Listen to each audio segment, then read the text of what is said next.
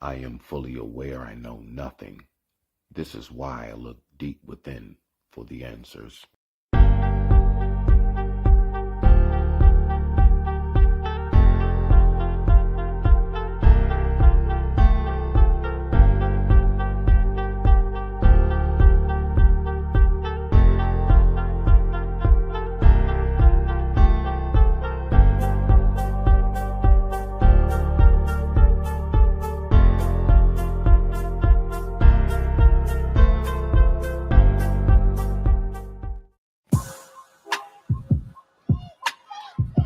His mama just don't. I done told him, get that boy out the street. What the fuck is wrong with him? Hell no. Cruising through the city in that bluebird star twin, blow the roof off the booth. Yeah, man, we back again. Beats that we bang and put your brain in the trance. Deep in the purple pond, I show you how the river dance. I be in my ride, chillin', blowing grade HE, but heading to the south side. About to scoop another diva, pretty cute face. And the ass like Trina, cruising in the Benz over Jag. Tell me, have you seen a Lone Star? Hey, but the nickname told ya. Catch me in the village, I'm a certified soldier. Catch me anywhere in the county with a roller. I got about a half hour when I'm blowing on some Doja. Twin B, Jack Frost, yeah, that nigga's colder. Me, I'm like the Human Torch, I'm burning everything in sight. I'm in the club, I'm getting crunk and keeping party people hype. Now I'm about to go ahead, crush the J and pass the mic. Twin Danny Ray, young feast, star beats. For adolescents, strap the kids in their car seats. Smooth, cool ride, chill, young and low key. Niggas grabbing cold cash so you hold heat. I smuggle mid-grade till I'm rocking cold sleep. Early bird gets the worm, so it's no sleep. No rest, so stressed, weave through the traffic. Up all night, crumbs never in my lashes. Hit 95, get the cash and the dro. 2 birds gone, did that with 1 stone. Hit me on the cell, white, always in the zone. River rap flow, splash on the microphone. Too vicious, eat street beef so delicious. Get all the bread, no crumbs for the pigeons. You're too frail, you can't ever roll with the fellow. I'm the only thing dope, that's why I'm so mellow. We here now, we here now, listen, we here now. We here now, we here now, listen, we here now, listen, we here now, we here now, listen, yeah, we here now, we here now, listen, we here now, listen, we here now, listen, yeah, we here now, we here now, listen, we here now, listen, we here now. I'm headed southwest on a mission down to Hyattsville. Linking up with niggas that's living, ain't gon' die real. 854 HP, yeah, that lime kill I grind still. Got 160 dimes and rhymes still. Curry pots of green gold, and my trunk resembles skunk. Not in the appearance, but the smelling, baby, that's for sale. This verse is a travesty, by your majesty. Please don't you disrupt the king, or I shatter thee. Mouth of horror, tongue of torture, spitting scorch at you, please. Something like Don Juan, macking money, pimping G's. Flambe at 16, keep it cooking in the pot. So how these little Ewoks plotting on a juggernaut? Juggernaut, which one? Me, I'm Lord of the streets, blending in the cuts as I rain over the concrete. Hot as ever, flaming pepper, Caesar for the industry. Power up in the building, main source of my energy. Cruising to the city in that young bluebird feast, star star twin, beats. blow the Adolescent roof strapping off the roof. kids in their car seats. Beats that we Smooth, bang cool and put your ride, chill, brain in young the and low trance. key. Sleep in the purple Niggas heart, grabbing show cold how cash so you hold heat. I smuggle mid-grade till I'm rocking cold sleep. We Early bird here gets now, the worm, listen, so we it's no here sleep. now, listen, No we here rest, now, no stress, we we here in the now, traffic. listen, we Up here all night, now, crumbs we never in here my now, lashes. listen, we Hit here now, 95, get the we cash here in the now, dro. listen, 2 we here birds now, gone, did that we with here 1 now, stone. listen, we Hit me here on the now, cell, white, we always here in the now, zone. listen, River we here rap now, flow, listen, splash on we the here now, microphone. Too we here vicious, now, eat listen, street we beef so here now. delicious.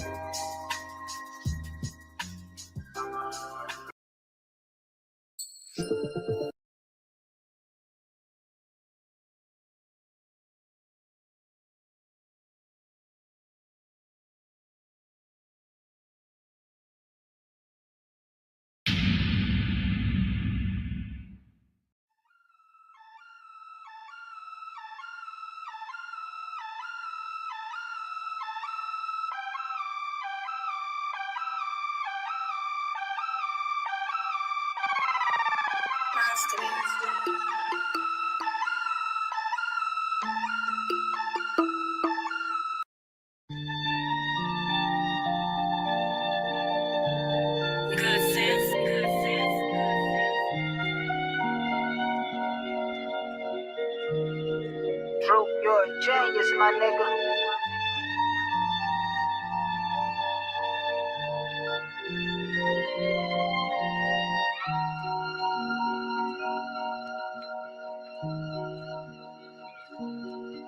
I'm boosting my price, you want you a feature, that shit go cost a foreign a baby. I'm taking my time, I scope the field, I'm calling the plays, I feel like I'm Brady. We want 40 acres in a meal, instead a middle finger what they gave us. We had a line around the corner, just hoping the brother don't get the shit rated. Don't want no help, I do it myself, so do me a favor, don't do me no favors. Was down on my luck, the money was low, was having them thoughts of pulling the cable. I'm talking like 10.5, split it with the guys, breaking it down at the table. Only got 2 bricks left, cooking like a chef, serving that shit like a waiter. I don't care, 2 dump trucks, bells of that coke hit, that shit in containers. 1 bitch leave, 1 pull up, we call it a double header. Feel like Pop just might tap thug like across the belly. Fell back when I'm feds hot, had to set up the shop at the telly. Man broken through hardships, but none of them times getting better. Hack small lots in the trap house, rapping them packs like a present. Trey called my mama, nigga that's really my brother. They throw stones, but I'm God's son, tell them niggas to get on my level.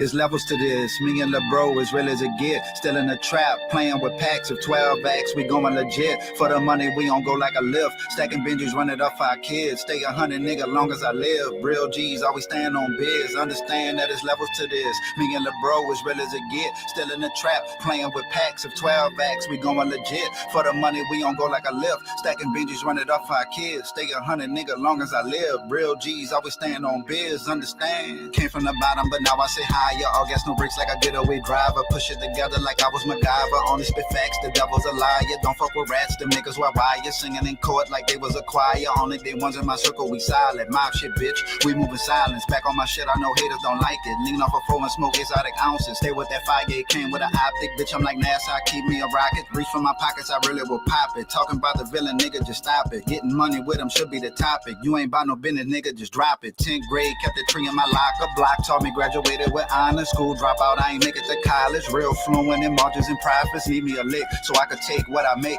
flip it, turn it in a double. See, I got me, fuck boy, I don't need nothing from you. They quick to call you fam, but when it count, they really ain't got no love for you. Probably be the same ones who stab me in the back and leave me in a blood puddle. My bro ride it, call my mama. Nigga, that's really my brother. They throw stones, but I dodge those. Tell them niggas to get on my level. It's levels to this, me and LeBro as real as it get. Still in the trap, playing with packs of 12 acts, we going legit. For the money, we don't go like a lift. Stacking Benjis, run it up for our kids. Stay 100 niggas long as I live. Real G's, always stand on biz. Understand, it's levels to this, me and LeBro as real as it get. Still in the trap, playing with packs of 12 acts, we going legit. For the money, we don't go like a lift. Stacking Benjis, run it up for our kids. Stay 100 niggas long as I live. Real G's, always stand on biz. Understand. People talk like they walk like we walk, no. They catching their breath, young and they step. So I mean, that shit happens everywhere, no problem. The fact is this, listen, this is my thing, just to get to it. People talk like they walk like we walk, no. They catching their breath, young and they step too slow. North side of PG, what we call You know what you mean. Yes, sir. I'm straight as a perm. Hard to scribble lyrics cause my thoughts are beyond words. Unmatched that. So it begins, huh? I'm excited. You excited? I'm excited. Me too. What I spit is hot burning, like hot to touch, so I'm never concerned with them jealous. I really don't get with folks that sit around and complain too much and keep trying to act like we're going through what they went through. They treat us like Jesus, they won't believe us. I'm fed up. I show my because naturally women support men that's on their shit. If you really want her to be on that same type level with you and beyond, surpass that man. Points. SmittysCorner.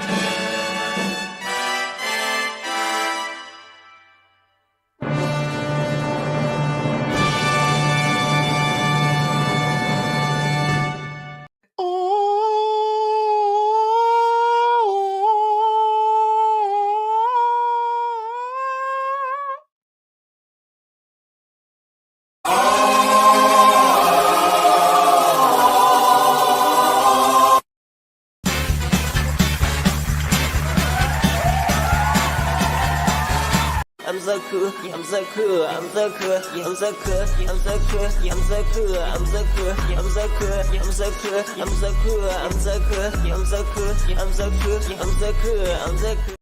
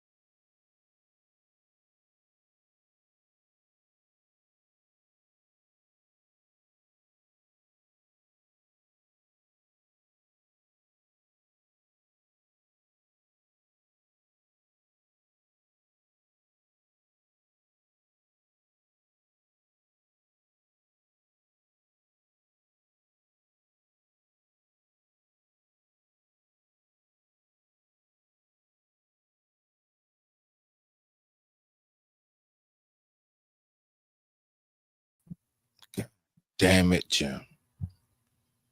Oh, boy. Okay. All right. Let's start that over. Well, listen. All I'm going to say is this. Look, this is all I'm going to say. When I say I digress, my mic is what? Muted. That's right. That's right. When I say my mic is muted, you know I'm not bullshitting. Okay. At least you know I do live up to my word. Okay. All right. Now just roll with the punches. I'm trying to play off that embarrassing intro. Okay. Sheesh. Nah, but respect. Welcome back to Smitty's Corner. So what we're going to do this evening is I want to do my due diligence and I want to go ahead and make sure that I follow through with the part 2. Like I really want to tap into this as well as I do. I want to tap into the whole topic of a societal epidemic when it comes to loneliness as well. So we're going to be talking about all those things. So whichever part you choose to be here for the ride for, whichever part you're like, I'll dip out on, I just want you to know you're always welcomed here at Smitty's Corner. All right. So let's go ahead and get to it. So what I'm going to do is I'm going to go ahead. I'm not even going to hold us up. Now, first, let me do this. I mean, just in case, right? Now, as always, you guys know, like here at Smitty's Corner, this is a space for us to just go ahead and speak, go ahead, think. What I love to do is just kind of get us to have different angles and thoughts and perspectives and point of views that normally aren't touched on. That's just mainly the basic thing of here, right? If we really think about it, a lot of places that we go to in these spaces, I do believe it's real easy to find your dopamine of feel good when it comes to whatever it is that you choose or want to hear from, right? No matter which side of the aisle it might be on. It's my man. So I just wanted to make sure that I made that clear, that this is somewhere that you can get a different angle, a different perspective. I don't care if it's the same story everybody else said. Nobody else is going to bring you the news like Smitty will, in the sense of, damn, I didn't even think about that side of it. That's what I'm here to give you, right? You smell me now? And I also want you to feel free, and I want you to feel comfortable to speak your mind, but I want us to always, always remember, we are always to respect one another. We are always to make sure here at Smitty's Corner that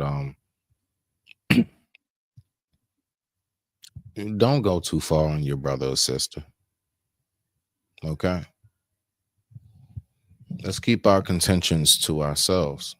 You smell me now? So let's go ahead and do this. I'm going to pull the video up, right? So we're going to get back to it. And I'm so appreciative that you all are tuning in. Thank you.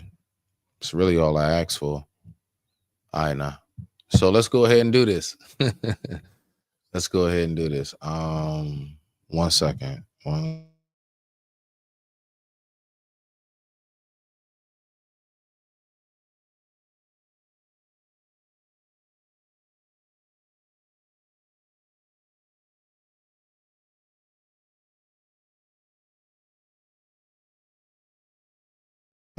Okay, y'all. Let's go ahead and get into it.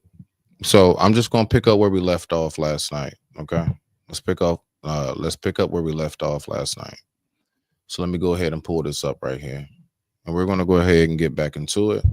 I'm thrilled to go ahead and give my take on this. I'm gonna be honest with you, because there's so much to learn from this right here. I mean, it's an abundance of information to be digested in this dialogue. So let's go ahead and get back into it. And with that being said, I digress. My mic is muted, but y'all already know how we go on this side of town. We can't get to the show unless we have a quick commercial break. And this quick commercial break is brought to you by none other than yours truly, Respect. After these messages, we'll be right back.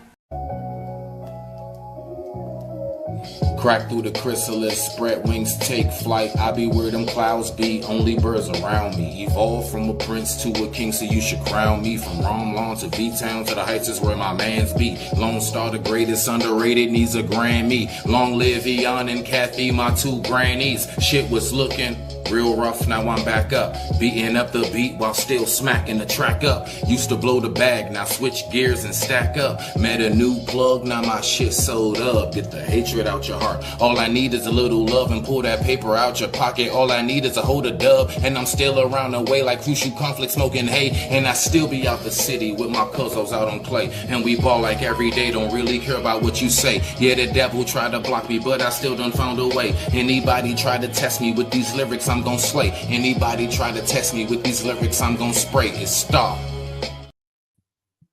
Let's go ahead and get back to it. And with that being said, I digress. My mic is muted. Let's go ahead and dive back down below. Are y'all ready, kids? Oh, shit! Raised up feminine just like their mama. So they're delusional, basically. Well, yes, I would say we delusional because.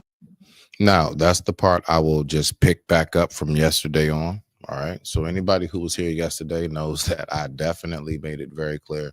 That is the worst thing to say, is that we are delusional. JP, that is the worst thing to say.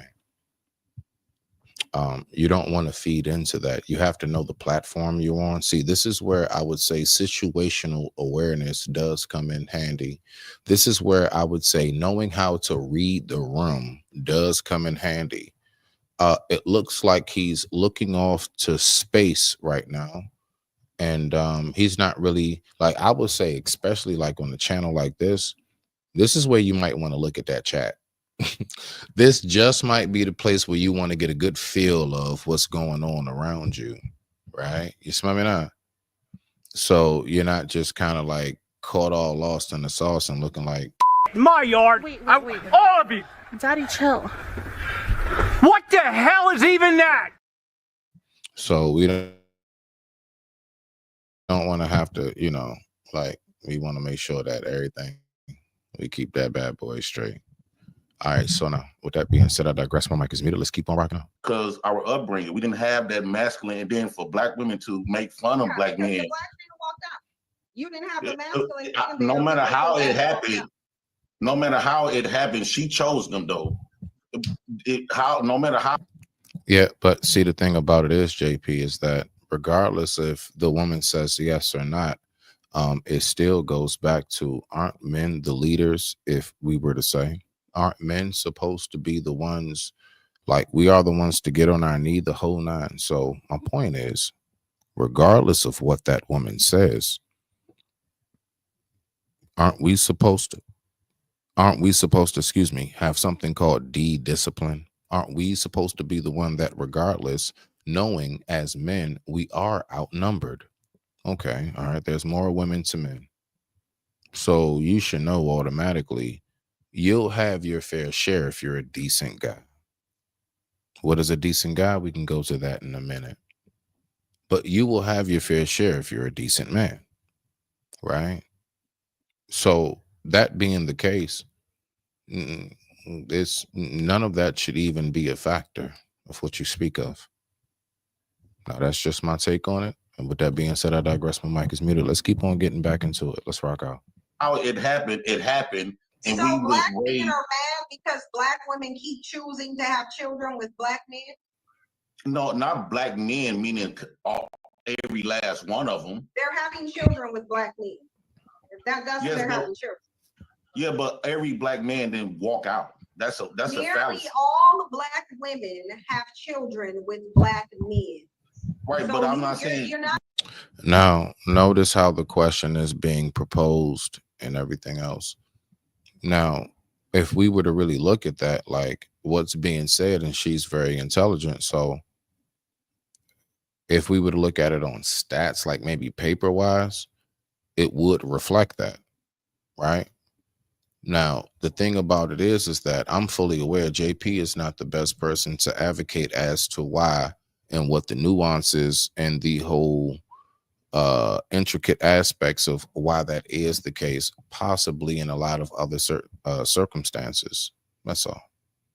So this is something that I realized, like, I see where it's going here, right? So let's keep on rocking out. I digress. My mic is muted. Let's go ahead and flow. You make it seem as though black men, all of them walked out. Hold on, James.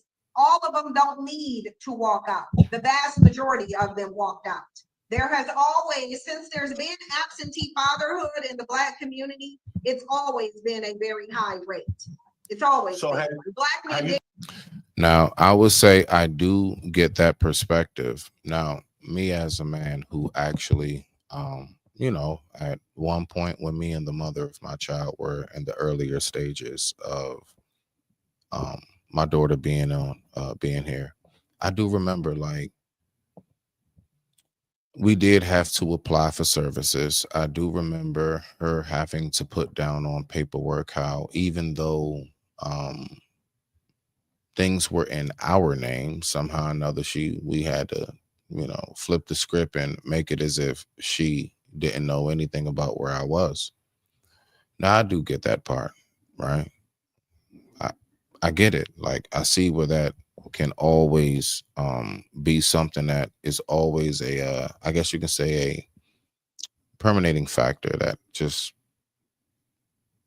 it's nasty to think that the only way for our sisters to receive services, or not our sisters, the family, the entire family, in order to like, I'm talking about those who need it, not those who showboat about it, not those who manipulate and brag about being on it.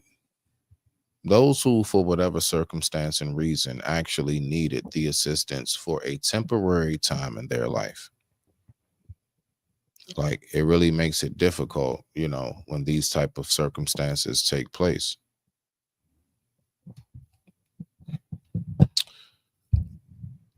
If you actually are somebody who needs to receive those services, who's to say anything to that?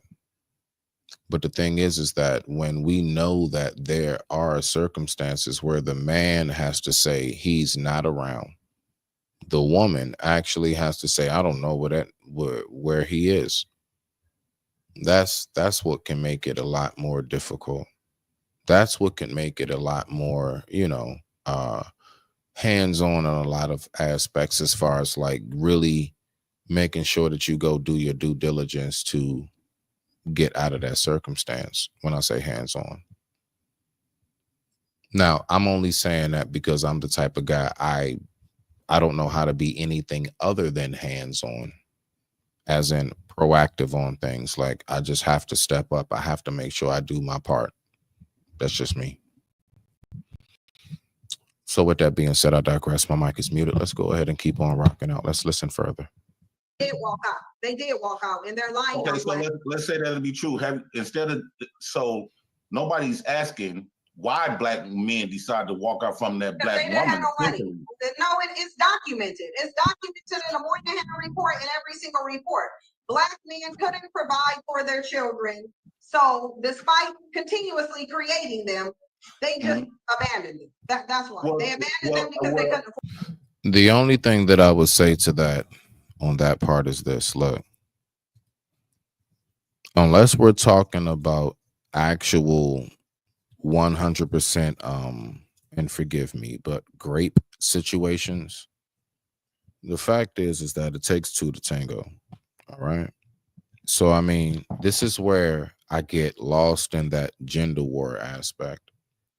The fact is that whoever that black man was able to have a baby with, unless it was a gun to that woman's head, it took two to tango. All right. So that's why I always make sure that I push the message that I push, and that is, we all need to get our shit together. And that's just what it is. All of us. The youth, early mid 30s, 40s, 50s, 70s. I mean, the kids who are old enough to, leave the house on their own, like, just in its entirety. I'm not going to stop it at one place, but I do begin somewhere. Where do I begin? I do begin with the men. I start with myself first before I even begin to think about anywhere else to go ahead and point a finger to. And that's just how my brain operates. And with that being said, I digress. My mic is muted. Let's keep on rocking out. Thank you all for tuning in. To take care. If we're going to be honest, the black woman couldn't provide for them neither. They both was a piece of shit. Black women and black men. And you know what I find so fascinating when statements like that are made, it's like, do you not realize that you are speaking about yourself? Like, forget all of that. You don't love your mama. What about you, yourself? How are you not making the connection to how disconnected you are when saying such a statement? How do you not get that? You see? It's very fascinating how we can go back and forth all day and have our views and have our visions on how we think the black community is supposed to come together. But if it's not on something that revolves around one, first and foremost, this is the very first thing. I don't care how well and thought out the plan is. I don't care how much it is funded. I don't care how much it actually starts to come together.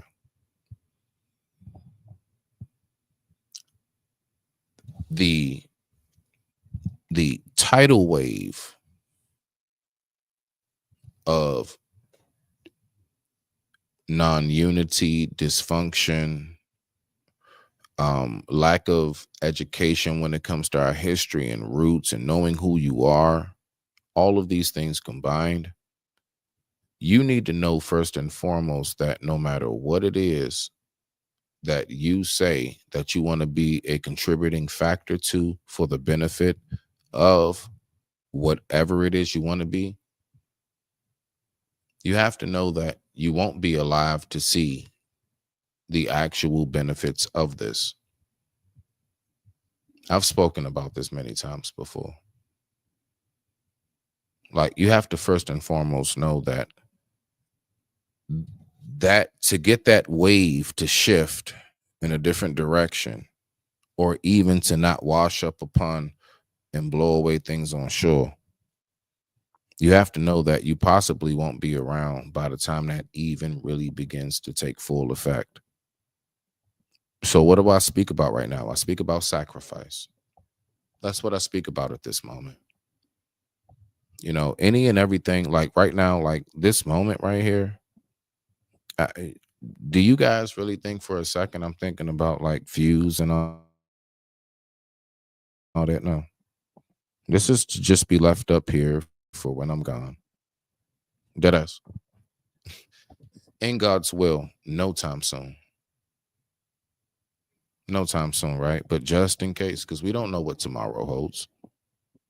That's the main thing that I think about. So when we go into these factors of what he's talking about, bruh, you're downplaying the actual true mentality of how men of a certain cut cloth view all of this. It's not being put together properly. And I'm not somebody to go ahead and try to like shit on the brother, but we're gonna go ahead and do it tonight. Not like that, but just I have to speak on what it is that I see is just not being properly represented. Why? Because from A1 day one, I've always been one of those who properly represent. And this is a fact. Let's keep on rocking out. I digress. My mic is muted. Black woman is just something on this high moral Who ground. does the Bible say is the provider? They say the man, yeah. Right. But so you don't black remember women don't the need to have no Bible. money. In a patriarchal system, who says the man is the provider? But but this is the same In the Bible that you're trying to patriarchal debunk. system, hold on. In the patriarchal system that black men not only subscribe to but protect, who's Right. supposed to be the provider? Oh, I will say that Bible says the man, but you trying to debunk Right. the And Bible. no, So that the Bible says the argument don't man. count. Hold on, James. The Bible says the man. The patriarchal system says the man. Not only did the patriarchal system say the man, but they orchestrated a situation where the woman could not be the provider, although black women, for the most part, was the provider. So one place. Now, this is the part, I don't know. Maybe I might be a little, I don't know, off on that part, but all right. So black women were the provider, and which aspect exactly? And I'm only going by that on the sense of, are we talking about since affirmative action, since like certain laws were passed? Like at what point are we talking about before black women were actually working? I don't know. So maybe I missed that part, but that's just the part I want to know, because that gives me a better range and feel of at what time period, time period is she speaking of, for me to get a better feel of what's going on. So let's go ahead and keep on rocking out. I digress. My mic is muted. Let's go. Where you're wrong at is saying black women weren't the provider. Yes, they were. They were the provider of the children, and they were provider of that black man who was staying up in that home. Because black men weren't really They was leaving provider the of welfare, home. yeah. No, they were not. No, they were not. What they were doing is going from one woman's home to another woman's home.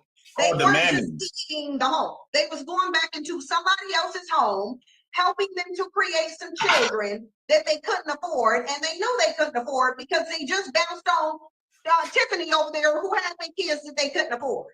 That's what the reports are saying. I'm not going to believe you. So the reports are actually saying that. Got you. All right. Now, this is the one thing that I would say. We all know, right, when it comes to any type of report and when it comes to all of these things, that they can be skewed. We know that, right? We know that it can be, thrown around. All right, boom.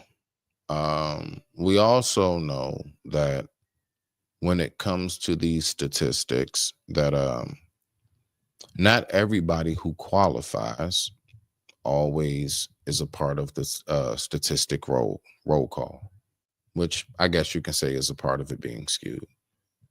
So my point is that how much of this do we actually take into like actual deep consideration, as opposed to how much of this do we actually take into this really is what it is, considering we know we can talk about reports, all of this FDA general surgeon and all these other things, but we know that these things can be, depending on what message, narrative, anything wants to be pushed, can be, let's just say, compromised, right? So let's keep on rocking out. I digress. My mic is muted. I'm going to believe every report. Where do you think they got the notion from that a black man went to get some milk and never came back? Where do you think that came from? That's a widely known notion. That, he just went to get a gallon of milk. Where do you think that came from? It came from us. What they tell us, that black man just went out go get some milk and never came back home because he feels inadequate.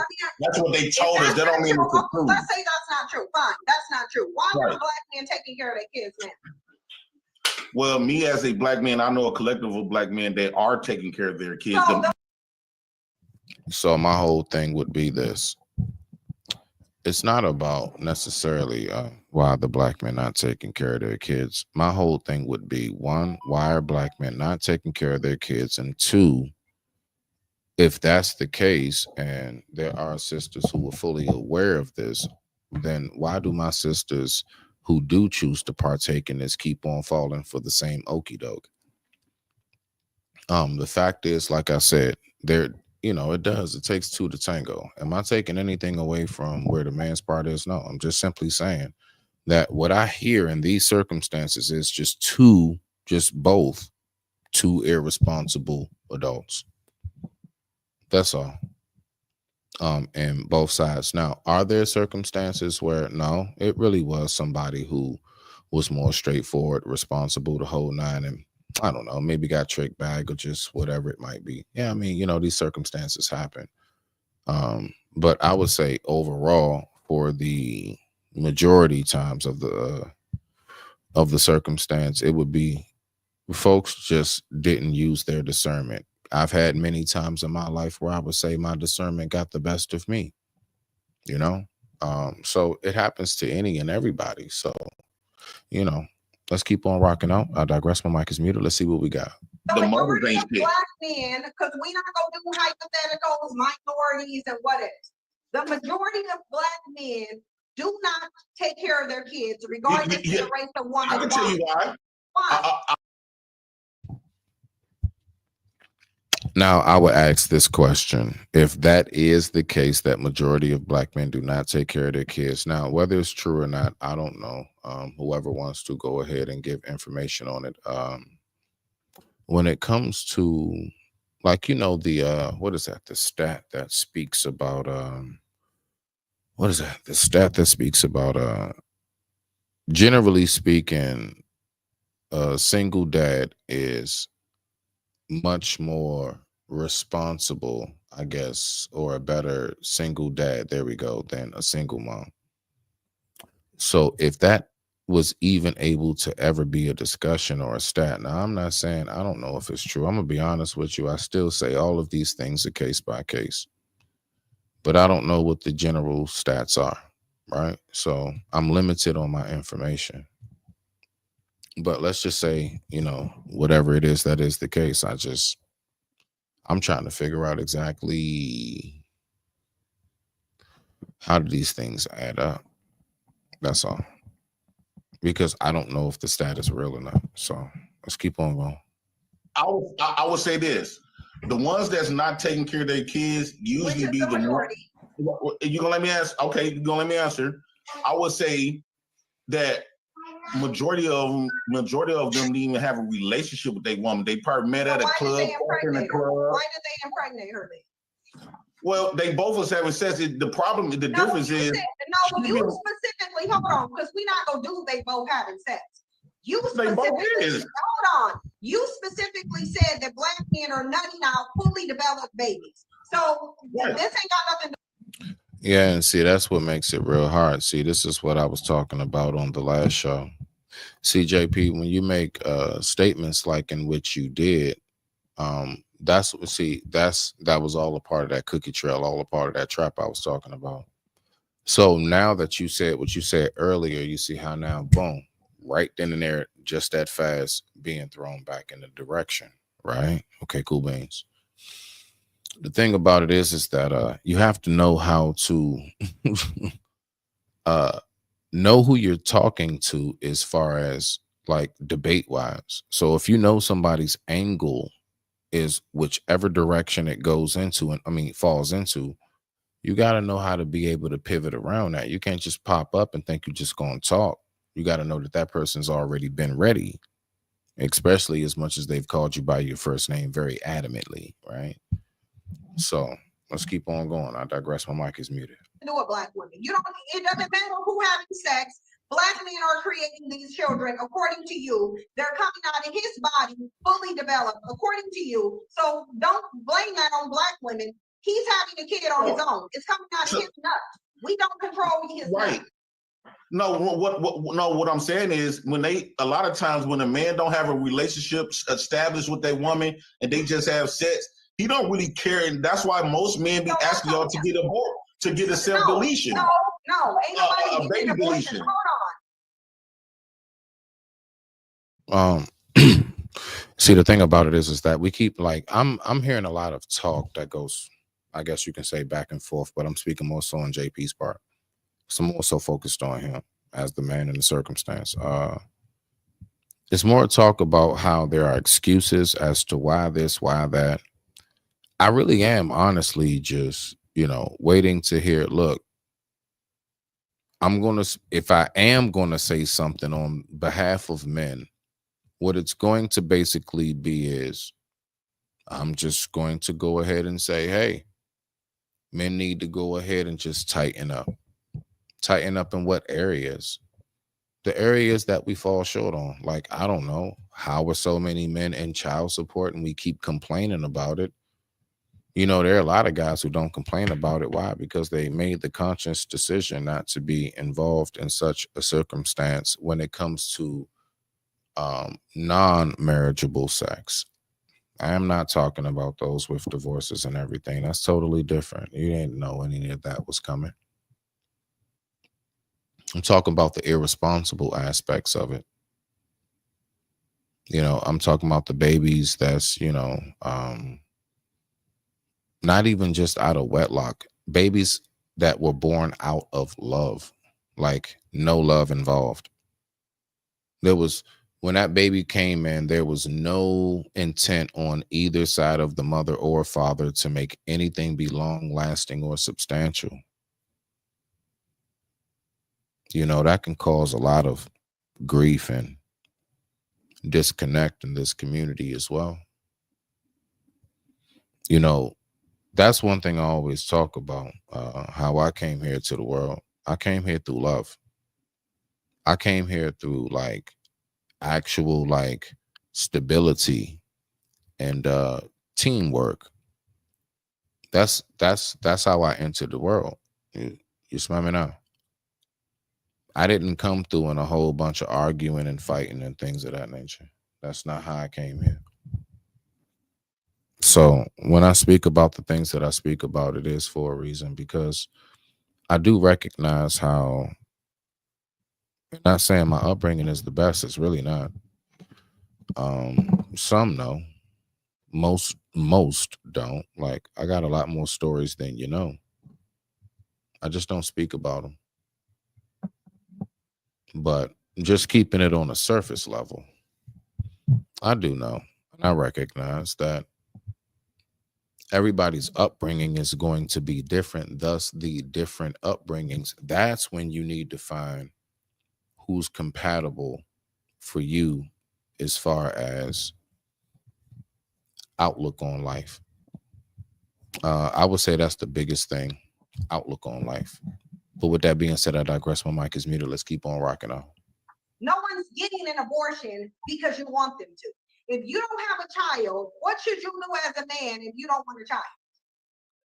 Well, that conversation need to be No, with both of them. No. If you don't want a child as a man, as a leader, because you're a leader. As we only leaders when y'all want to shit on us. As a man, as a leader. You keep saying the wrong shit, JP. We're only leaders when y'all don't want to shit on us. I would say on that one, speak for yourself. No, men are only leaders when men choose to stay in their frame of leadership. Period. Considering that you have been in the position, because not all men qualify for that position. And that's something that I recognize. That's just what it is. Why? Because believe it or not, like I'm one that will say it, like most people won't. All men are not kings. Period. I'm just gonna keep it on us as the men. That's all I speak about. Some can be bishops, rooks, knights, pawns, whatever.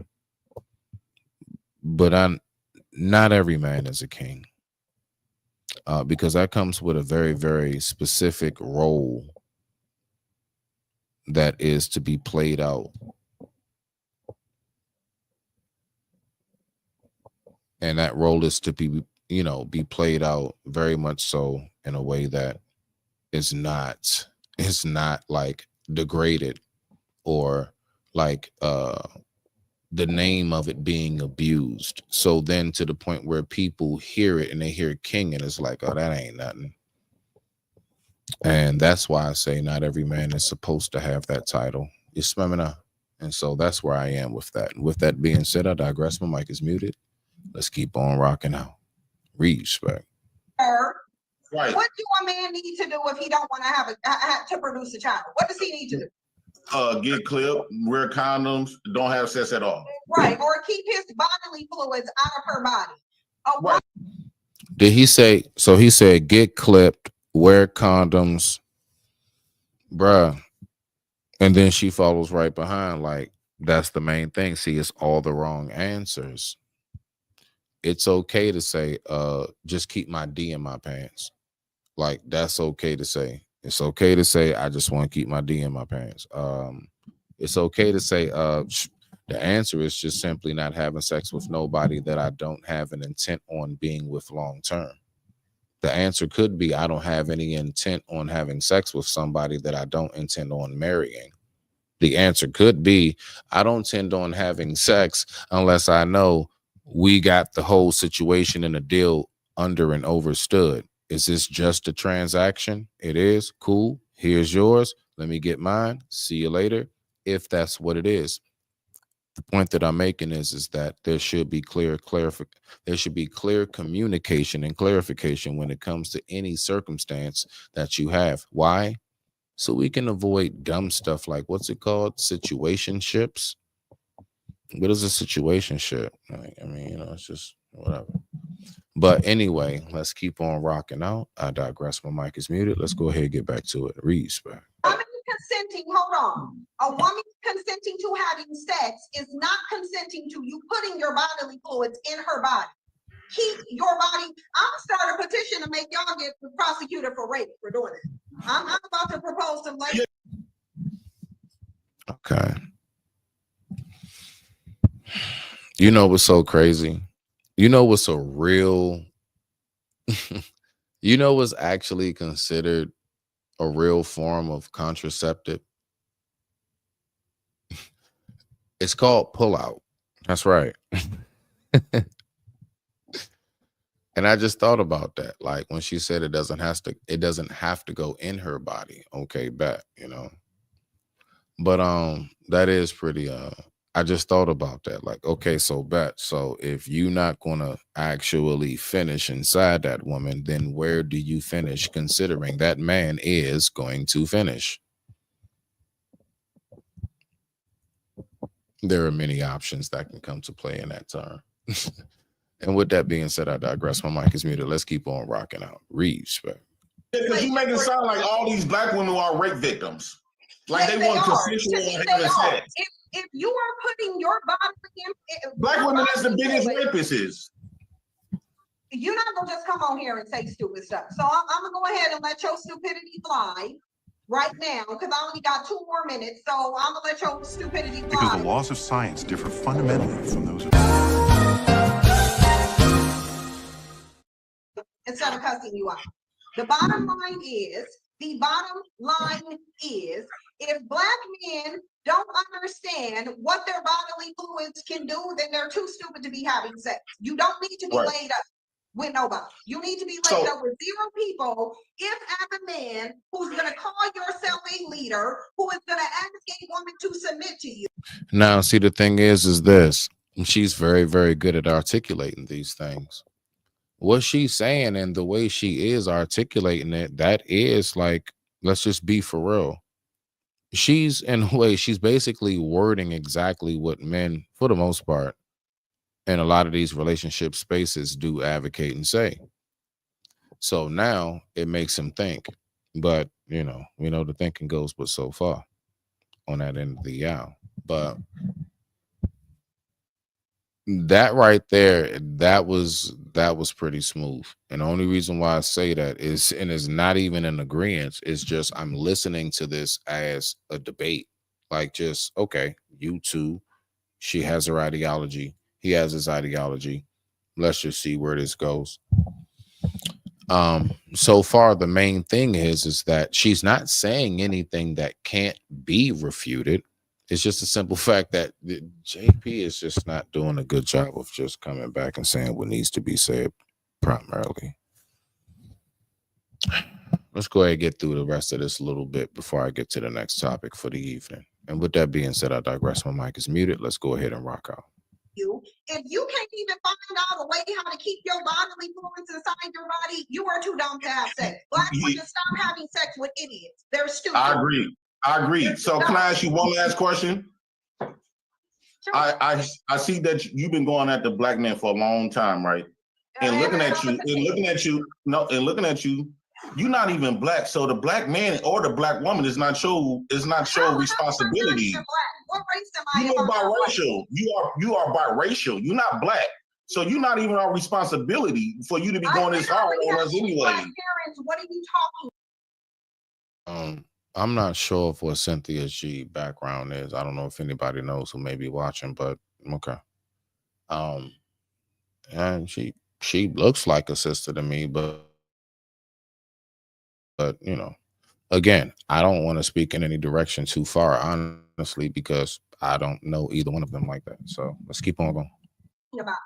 Looking at your skin complexion, you are mixed. Who cares? I have 2 Black parents. Well, the Black race care because my mother is, I would say, 2 shades lighter than Cynthia. She's definitely Negro. Let's keep on going. You pushing off this stuff, this instigating Black men and Black women against each other. You're not even that. So I'm telling you, both of my parents are Black. My mother is a dark-skinned Black woman, and my father is a Black man. Is he light-skinned? He light, right? He ain't no more. My biological grandmother, my mother's mother. Let me see. 1 second. Give me a second here. Let me see something. Give me a second. So my grandmother, right? Let me pull this up. My grandmother is basically the same complexion as Mariah Carey. My grandmother, my mother's mother, right? So if I go here, let me see something real quick. Y'all just give me a second. So if I go here, and if I pull this up right here, right? Okay.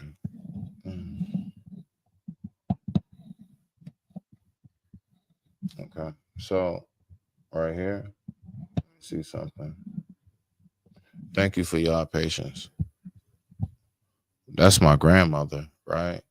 So she's like, I mean, I know that's a little dark, whatever, but no, she's about the same complexion as Mariah Carey almost.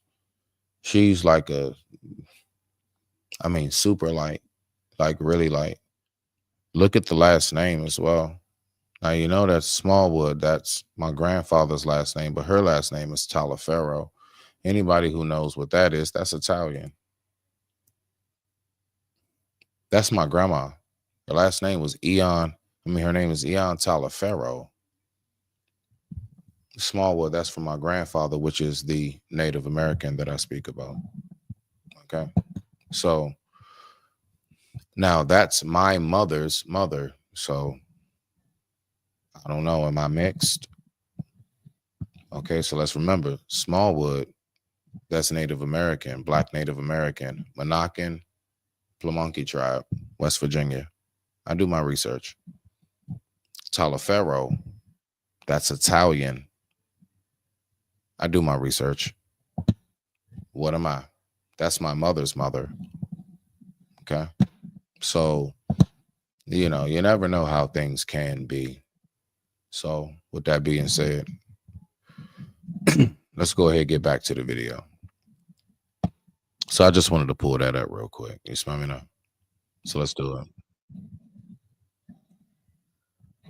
Boom, boom, boom, boom.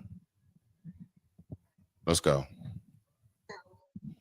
Yeah, but white. He look almost white, so he have white. He have white counterparts in his blood. He's not biracial. He's not biracial. His father was biracial. He's not biracial. His father was so biracial. Somewhere down the line, like everybody in my family is black, but you pushing off this genocide amongst black women and black men. I get the angle that JP is trying to go to, is just that every time he talks, it's like, what? Bro, what are you talking about, man? That's all. I know where he's trying to go with it, but it's like he's missing horribly. I don't even want to try to begin to correct that. Let's just keep on rocking out. Not even us. Black as the average black person. I'm the same amount of black as the average black person. I don't get questioned. I don't get questioned. If that was the case, I'm more black. Actually, I'm more black because the if that was the case, I wouldn't have to question you about your race. Black person, the average black person. Question about her race. I'm not gonna lie, and this right here, I'm more questioning education level as opposed to race. I'm more questioning character and credibility as opposed to race. And I'm not saying that either one has the best or either one has the worst. I'm just simply saying this right here shouldn't be about no daggone race back and forth. We already have. So we're going to take a gender war and then add another side war to it, which is now let's go ahead and take it to race. So I just want to know what answers are to come about that. You know, it's just crazy. We're almost done with this part before I get down to the last part, the next topic. Person is 25% white. I am not 25%. According to who? According to who? According to everything, type it into Google. They're like, type Google, it right? into. Yeah. Because of slavery and admixing, genius. Obviously, most of the people in this country would be partially white if there's admixture from slavery. So I don't get questioned. I don't get questioned about my race. You do. You have to explain your race every time when you talk about race. And JP, forget being questioned about your race. You know, it's a lot of things I don't get questioned about because it's a lot of things that's just clearly and obvious, right? There are a lot of things a lot of people don't get questioned about, JP, because it's just clear and obvious, right? Race should not be the thing. I'm really focused on the education level right now. If we're going to have talks like these, we need to have better discussions. This right here is not productive. It's just not, but whatever. I mean, it's Cynthia and JP. What do you expect? And with that being said, I digress. My mic is muted. Let's keep on rocking on. I only get questioned about my race from idiots. Those are the only people who question about my race. Have you looked in the mirror, Cynthia G? Nothing about black represents you. You have to tell us that you have black parents. No, If I you can don't. never I have tell to us tell that, zero we people. will believe that you I have to white tell- parents. I have to tell zero people that I'm black. Every single person when I walk outside knows that I'm black. I don't have to tell nobody. The police. But lately, we've been having damn near white people represent. Yeah, I came front. I would definitely say if she was to be pulled over, I sincerely doubt, no matter what the ethnic or cultural race background of the officer may be, she's not going to be looked at as no white woman. She's not going to be looked at as not even a white woman that just came from tanning. And she's going to be looked at as a sister. I can at least say that much, unless I don't know, lighting. I don't know. You know how people do with makeup, lighting, skin, products. I don't know. Let's keep on rocking out because this shit getting uncomfortable. It just is, man. Jeez Louise. We've been having damn near white people the face of black. Here's the thing. Even if I was biracial, I would still have a black parent, which means I would still be saying the same thing, even if I was black. But you would have to charge your white counterpart too. No, I would have to charge my black parent for choosing a white counterpart. Actually, that's what I'm asking. I have to ask my parent, like the next people are doing. See, because You know, it's real frustrating. Let me just say this. I'm going to word it this way. All right. This is how I'll word it. I figured out how I'm going to word it. It's cool. I figured out how I will do this. Okay. I don't know, Native. I don't know. But let me just word it this way. Me, myself, during those days of the younger days of my child, as well as many homeboys of mine that I remember, you would hit them up, hey, coming over to the court, run 5-on-5. You're coming over to Fields. It's a little local bar around the way. You come in the Fields, play some pool, drink some beer, whatever. You know what we used to hear from a lot of our homies? As soon as I get the kids settled, nothing went down. Like, they didn't come play ball. They didn't come to the bar. I don't know. You might be able to get a few minutes on the phone with them. Like if you just wanted to holler at them and rap or something like that real quick. But overall, nothing went down until they got the kids settled. As far as like, I'm spending time with them, playing with them, helping, whatever it may be, eating dinner, all of those things. Hold on, bro. We watching a movie right now. A lot of that I do remember being said. So all I'm going to say is that, so, when I continuously, the background, it's like, I don't know. I would just say to myself, I wouldn't be doing none of these things until I actually got my entire household settled. I even pushed back the time on this live right here. Why? Because I wasn't completely settled. I just wasn't there yet. Right. So let's keep on going. I digress. My mic is muted. Let's rock out. because black men do the same. That's why they're biracial. They're all over TikTok saying, my daddy wasn't here either. And in fact, my mom fetishized my dad, or my dad fetishized my mom. He only wanted some white skin, but soon as I came, he bounced up out the door. That's what your biracial kids are saying. And you asked the question, what do black men, you asked the question that you say you've been trying to get the answer for a long time. What do black men provide for the black woman? No, that's not what I was asking. We provide y'all existence. Without the black man, there's no such thing as a black woman. That's why I say black men needs to sacrifice black women. Okay. Black men need to what does that mean? Like an altar? Do you mean passport? What do you mean by that? See, this is where a lot of these things can just sound real nasty and just out of pocket, out of place. I don't even know what that means, JP. I'm gonna be honest. I don't even want to touch this shit no more. Because it's like it's all over the place, and it's a little bit too much on the energy. It's just way too much. I got you, fam. 1 second.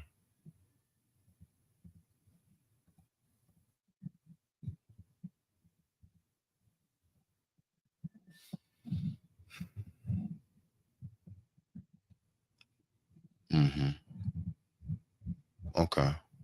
All right. So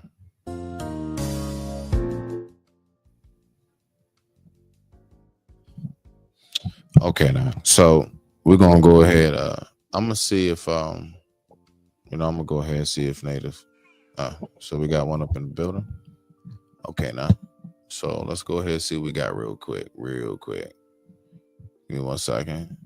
And with that being said, I digress. My mic is muted. Everybody, I want you to give it up for my homie, ACOG.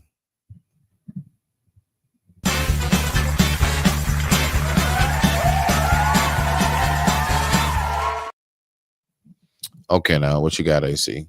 Respect. How you feel? You there? You on mute if you talking. Let me see. I don't know if we'll give them a minute, y'all. We'll give them a minute. But I'm gonna go ahead. I'll just play a little bit more of this real quick, and then we'll go ahead and get to the next topic. That speaks like you. Well, let me sacrifice you right now. Let me just do sacrifice black women. You right there, AC? Yeah. All right. Okay. My bad. Nah, you good, black man. I said they both short bus riders for a reason, bro. She said she's going to make a petition that if a man drops semen in a woman, they need to call that rape. And if that's the case, how does the woman get pregnant? Grape. Well, my bad. I forgot. I forgot. We don't live in back in the days no more. Okay. Oh, but yeah, she gonna make a petition for that, Yeah. and I'm like, well, how does that work? Because you need the man to drop off in the woman to actually get pregnant. Like Right. I made a valid point about. I find this whole situation funny. This they a match made in heaven for real. Like. No, Wow. like for real, both of them slow. No, I ain't even going cat. Both of them slow. Wow. You got one over here saying, yeah, men, woman wouldn't be existed if it wasn't for the man. So that means we need to sacrifice them. And then we got one over here talking about. So yeah, I'm making a petition to have all the women sign that if a man drop off and you, that's the R word, and then yeah, man, you can't even have a kid that way. How you gonna have a kid now? Right. So this whole situation is like, That's why. Listen, I right like to say before. elementary school talk. This is elementary school talk. That's why right before, like, I ain't gonna lie, like, like you take as long as you want to go ahead and get your piece out on this, but I was like, yeah, I'm gonna go ahead and go to the next topic because I'm just having a hard time even bringing my brain down this far. I'm gonna be honest with you, like, yeah, but it's like I did, I got to make sure I at least kind of somewhat finish up, like do a little bit, do my part 2 on it, like I said I would, but. Bruh, this is low key cringy, bruh. This cringy as fuck. Look, I can tell before she even said her father's father. Sit that down, bro. Before she even said her father's father had some white in him or was mixed. I seen the nonverbal cue. That's what really made me come on here because I seen it when she rubbed her shoulder and looked away like you on to it, but you're not on the right person. You see what I'm saying? So she had to come out and say no, it's my fault. It's fault. So because she trying to like it's like any other woman. Yeah, I mean, sorry, woman, to throw y'all on the bus, but y'all always got to make y'all point valid. So she had to make her point. You know what I'm saying? No, it's not my father. It's his father. It don't matter. You still got it in you, and you not fucking like us. Because no black woman bashes the black man. If anything, they trying to big up the black man. If anything, they gonna salute the black man for even trying to be something.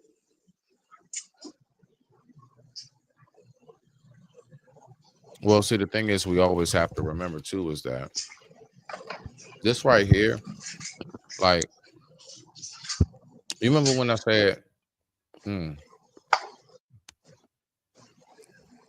remember when I said yesterday, JP is not really the example for us as black men, right? Mm-hmm. I don't take anything away from Sister Cynthia as far as who she is as a black woman. I'm just saying I wouldn't put her at the pinnacle of our sisters. You see? That's all. Well, if you make her the lead for black women to have a voice, bro, we gonna be castrated the first day. Believe me, I know everything she said. I'm here. But I'm just saying, as far as, you know, I'm aware of the two people I'm listening to speak. That's all I'm basically saying. I'm aware of, that's all. Yeah, I'm starting to get hip of the type of person JP is now. Like the more and more I listen to him, it's like, oh man. Yeah, you just gotta get a little more familiar. So it's just, my whole thing is, in a nutshell, I know who I'm listening to. I know who I'm listening to. Both people, both parties. So whenever she says what she says, I expect that. When JP says what he says, bro, I expect that. It's just fascinating to see the two minds clash. Collide. Points. SmittysCorner. My bad, y'all. That was an accident. Shout out to Sharon. Okay, so he got sacrificed. So this is what it is. If we go sacrifice somebody, we go sacrifice your dumb ass. I'm not even gonna drag you, James. I'm not even gonna drag you. I had a drag really right off I'm not even gonna do it. I'm not even gonna do it. You see what, and when we was talking about yesterday, like, bruh, you're just being made you're being used as a pawn right now.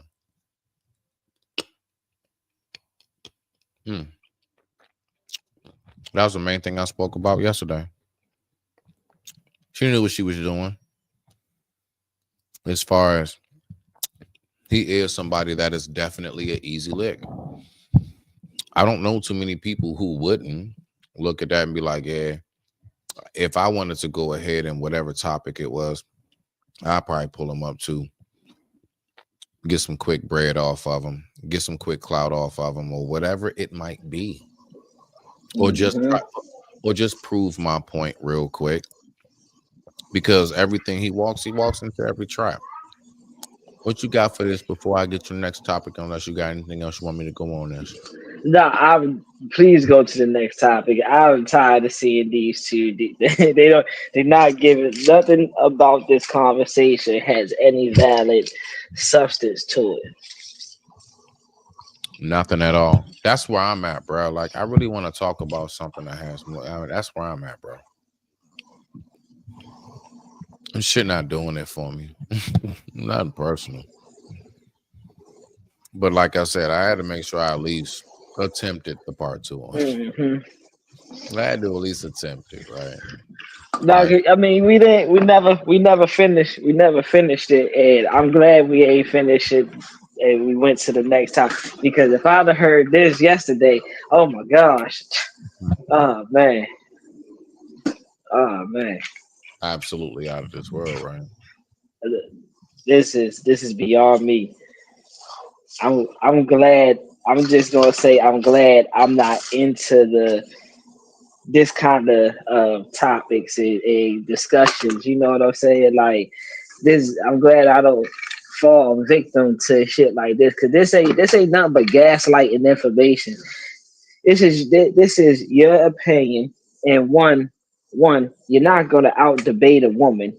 First of all, she's gonna keep coming with all different points of contact that you ain't even gonna expect that she's gonna go down. So it's like you're not gonna out debate her, especially on her platform where that's all she do is bash men and shit. So yeah, you not winning that.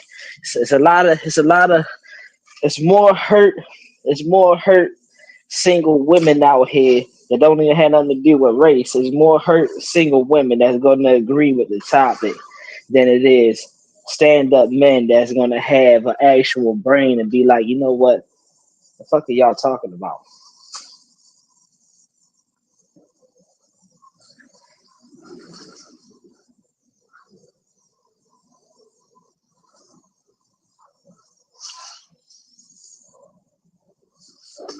You see you muted Smitty. Oh, my bad. Thank you, bro. For once I was told. I would have did 45 minutes of that. But no, I'm just saying as far as unfortunately, on both ends of that aisle, we got so many people that actually feed into these things. Mm-hmm. We have a lot of people that actually it's not about whether or not they can relate to these type of, I guess you can say, shows, but more so it takes their mind off of whatever it is they don't want to focus on when you see other people's mess. You see? Mm-hmm. Oh yeah, that's what makes reality TV so famous. Yeah, basically it's like, but then come to find out a lot of the reality TV is actually scripted, as we know, It's right? staged, right? Exactly. So yeah. But we're gonna go ahead, we're gonna get to the next topic, okay? I appreciate everybody for tuning in. Thank you for stopping by. No matter how Salute long. everybody. Thank you so much. We're gonna go ahead and get back into this. I really want to talk about this. Why? Because I said I would do a part 2, and I was actually shocked. Native, actually last night I had like 4 people. Now, mind you, for me that's a lot. Okay, all right, 4 Mm-hmm. people. That's like a dozen. Okay, that's a whole dozen of eggs. I had like 4 people hit me up and said this topic right here was something they really wish more people would tap in on and talk about. I actually got some good back end responses to this right here. So no, I'm not about to start a depression page. No, I'm not about to call this Zolof's corner. All right. But I definitely don't mind speaking about whatever it is that you guys find to be of an interest and something that you see to be of prevalence. So I'm not even going to hold us. And with that being said, I digress. My mic is muted. We're going to go ahead and take a quick commercial break. I ain't got but one commercial tonight, and that commercial is only brought to you by yours truly, Respect. After these messages, we'll be right back. Crack through the chrysalis, spread wings, take flight. I be where them clouds be, only birds around me. Evolve from a prince to a king, so you should crown me. From Rome Lawn to V-Town to the heights is where my mans be. Lone Star, the greatest, underrated, needs a Grammy. Long live Eon and Kathy, my 2 grannies. Shit was looking real rough, now I'm back up. Beating up the beat while still smacking the track up. Used to blow the bag, now switch gears and stack up. Met a new plug, now my shit sold up. Get the hatred out your heart. All I need is a little love and pull that paper out your pocket. All I need is a hold of dub, and I'm still around the way like crucial conflict smoking hay. And I still be out the city with my cousins out on play. And we ball like every day, don't really care about what you say. Yeah, the devil tried to block me, but I still done found a way. Anybody try to test me with these lyrics, I'm gon' slay. Anybody try to test me with these lyrics, I'm gon' spray. It's stop. And with that being said, I digress. My mic is muted. Let's go ahead and get back to the show. Where's all of this loneliness coming from? What? Now, for those who are not hip, just in case you did miss yesterday's episode. Now, I ain't gonna lie, Native. I actually did get a chance to watch yesterday's show, and you as well as the missus. You guys were definitely dropping some gems in the chat. I mean, she was dropping gems in the chat, and you was dropping gems on the panel. As far as like the contrast to how they look at this as an epidemic and the whole nine, and I do want you to tap in on that further tonight. I want you to go in a little bit deeper so we can have, because listen, my perspective is it actually is something that should be looked at a lot deeper than what it is, but I want you to definitely still give us your position and your ground on how you see this as well, because it's something very much so that should be heard and is needed. So with that being said, I digress. My mic is muted. Let's keep on going. We're talking about loneliness. All right. Now for this one, it's loneliness in men. But however it may fit for you in your life or anything, we can just go ahead and apply it. And yes, I will go ahead on this same channel. I'm gonna pull up the one for loneliness in women. Then I'm just gonna do the final one would be just for overall for people, just to get a good feel of this in its entirety. I'm not doing that back to back. We're gonna space it out. Let's keep on going. By men. Researchers Dr. Ferdy Botha and Dr. Marley Bauer found numerous causes or contributors to male loneliness. Their article published in BMC Public Health listed increased social isolation, romantic partnership disillusion, having a long-term disability, and stronger beliefs that men should be the breadwinners of the household as features that were associated with increased loneliness. They also, out of those four, which would you say is the most prevalent, AC? Out of those four. Now, out of the four, what he named, let's go back to it one more again for the win. Let's go back one more again. So he said, what now? These are the four causes or contributors to male loneliness. Their article published in BMC Public Health listed increased social isolation, romantic partnership disillusion, having a long-term disability, and stronger beliefs that men should be the breadwinners of the household. So social media, relationships, disability, or being the breadwinner, which would you say is more of a stress that really causes the loneliness, I guess you can say? Which would you say is the most? I'm gonna say probably the breadwinner in this time now. Actually, no. This can go back to back in the day as well. The breadwinner in the household. Right. That would be the most common thing, because one, we as men, that's kind of like our majority role. Right. The least probably will be being disabled or some shit like that, because there's disabled motherfuckers out here winning. So I ain't trying to hear that. And probably the ones in the middle would be social media and not understanding your woman. In no particular order. It can go either way. Excuse me. So I would say myself, as somebody who definitely all of these I either lived through now or have been through. So exactly, I'm gonna put at the top of the list, and yes, this is a personal thing. I'm gonna put the disability at the top of the list, and I'll get to that in a moment.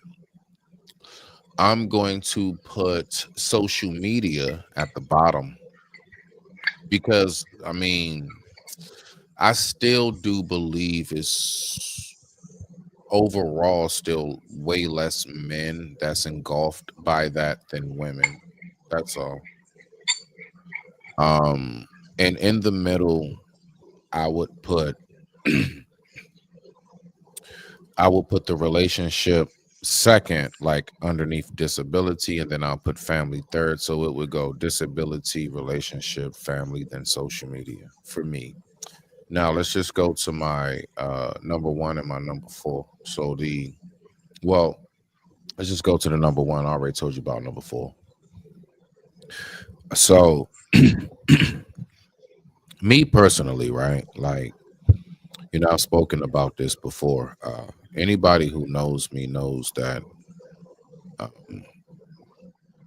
for my small circle, for those who really are around me enough physically, um, I am definitely a pillar. I am somebody who is very much so reliable. I am so reliable. You can call on me for anything. Where a lot of my loneliness, I would say, and to a degree, that is right, because I always keep myself occupied and I keep wonderful people in my life. And shout out to the lovely Queen Tika as well for being somebody who actually, is of awesome company. Salute to you. Absolutely. So I personally, since being a pillar for the longest, it's not easy when your phone don't ring as much because of, whatever accident or sickness you go through. And Mm-hmm. yeah, like when you for the longest have been somebody that folks call on to help with all kind of things, from taking the legs off that couch to fit it through that door. Or you know what I'm saying, or like whether it's like real deal, like to help somebody financially even, or whatever it may be. Now, to chime in and to piggyback off of that, right? Yeah. Now, in your case, I can make an exception for that kind of disability because you went through a freak accident that caused you to be disabled. You wasn't born disabled. You see what I'm Oh, saying? I I see. feel Okay, okay, Yeah, I yeah. feel like people that was born that way have more confidence within themselves Oh yeah, yeah, yeah. I mean, because because that's all yeah, you've ever known. That's all that's you've ever all you ever right. know. Yeah. So in your case, a freak accident causing you to be like that. Yeah, I will give you that. I will give you that because Right. now you're taking something that you're used to and you're removing that now. So now you have to Bruh, that's the re that re yeah, you got to learn all over again type shit. nothing that I say will ever change. Like that's the primary reason why I even came to YouTube, really, because I've heard folks say you should do this before my accident, but what really pushed it was when I recognized that I'm not able to, at least at the time, throughout healing the whole nine, just going through that healing stage. I got to still figure out a way to be able to make some kind of impact, be of some kind of influence, still be able to stay in contact and socialize as well, right? Um, Hmm. because I worked in the restaurant business for 20 of years, 20 plus years. So it's a lot of socializing going on in the kitchen, from who you work with to customers.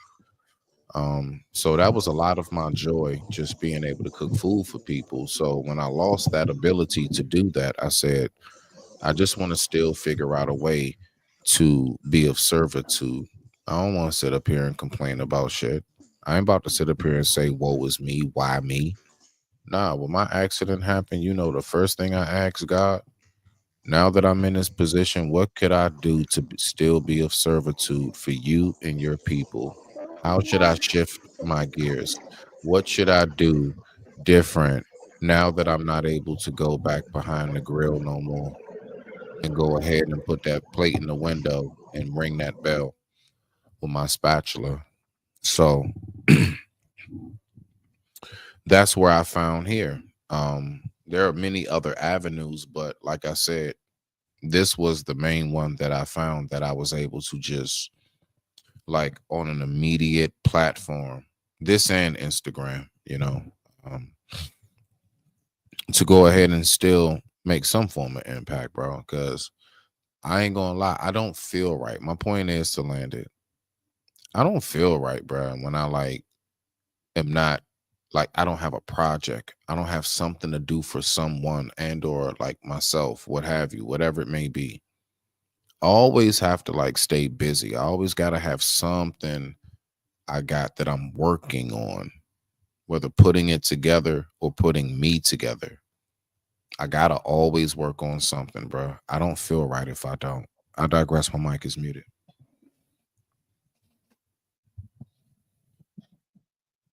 You got the floor, Chop. Salute. Or Nah, I was ready to say salute. You can go ahead and start it. Salute, bro. Real Reese. talk. Features that were associated with increased loneliness. They also mentioned something that is extremely important, yet increasingly rare amongst younger men: job security. Job security can give us hope for our relationships, money to support these relationships, and even a means to build.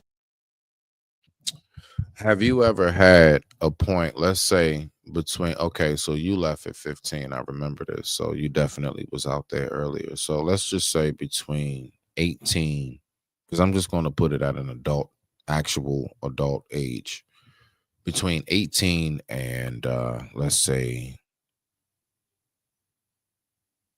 30. Did you ever have that, what do I want to do with myself? And did you ever have that moment of, I don't know what I want to do career wise? Yeah, like the whole like, where do I want to go with it? And how Hey, did it work for you? How was that time in your life? That's what I would like to know. Respectfully, I I'm digress. ready. I'm ready to. I'm ready to fuck y'all head up, bro. Yeah, man. So when all right, boom. I'm gonna put it like this, right? I used to tell my mother, right, I'm having a quarter life crisis. She was like, "What?" She ain't never understand. And I used to tell her like, "Yo, I'm having a quarter life crisis." Like she like, "What are you doing?" I'm like, "You know how people have midlife crisis. You know, when they get 50, you know, they look back at their life and they start contemplating and thinking and going through all this.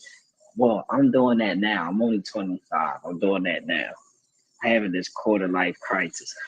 And like I be feeling like at any time I can just go, you know, and then I ain't got nothing to show for it or nothing like that. You know, that's when I really started changing, making changes and stuff, and like starting to think outside the box and not just for the beginning time. That's just right now. I was started thinking toward like the future, like because I had a midlife crisis at 25, and I feel like the only reason why I had that is because I had to grow up fast.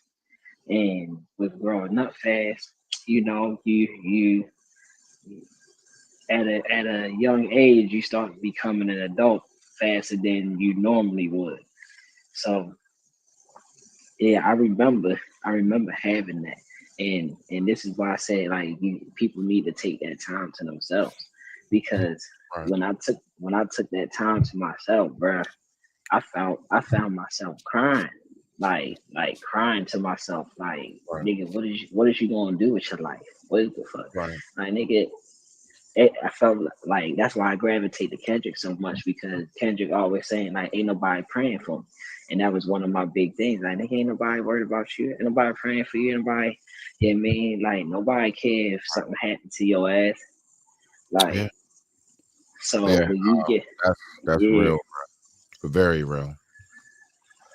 when you Yeah. get there to that point, you know what I mean, that point right there, just everything just hits you.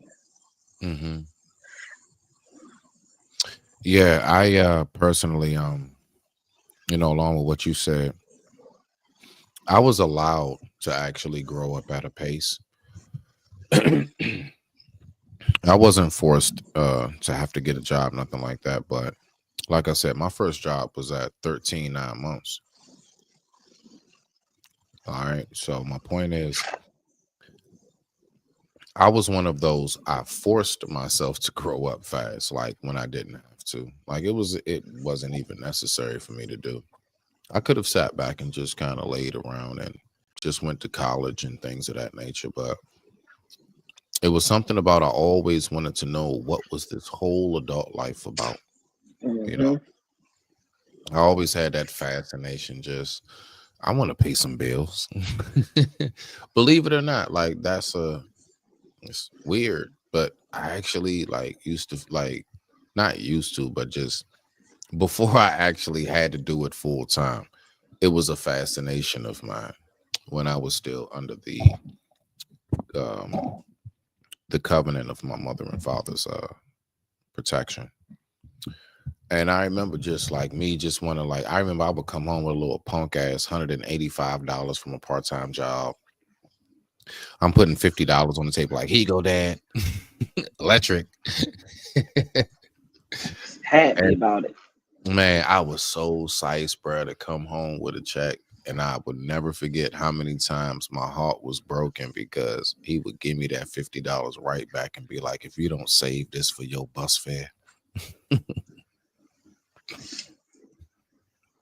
And the message behind that was I basically was somebody like I knew where I wanted to go. I knew what I wanted to do. It's just when that whole career job aspect part came about, bruh, especially like somebody who graduated 2000 class of Y2K, you had everything from music that was popping real big, really, really, really big.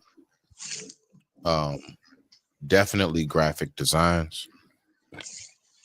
Um, Definitely the whatchamacallit, carpentry construction field was really huge as well. Mm-hmm.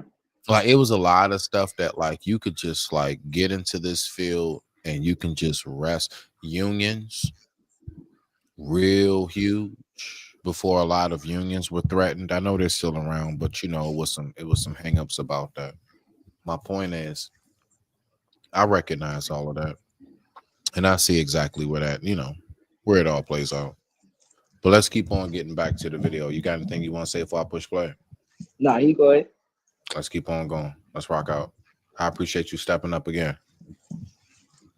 Already. New relationships. It is also an important contributor to the positive self-image of men. Without a stable job and a steady income, how could they even afford to see their friends or take someone out on dates?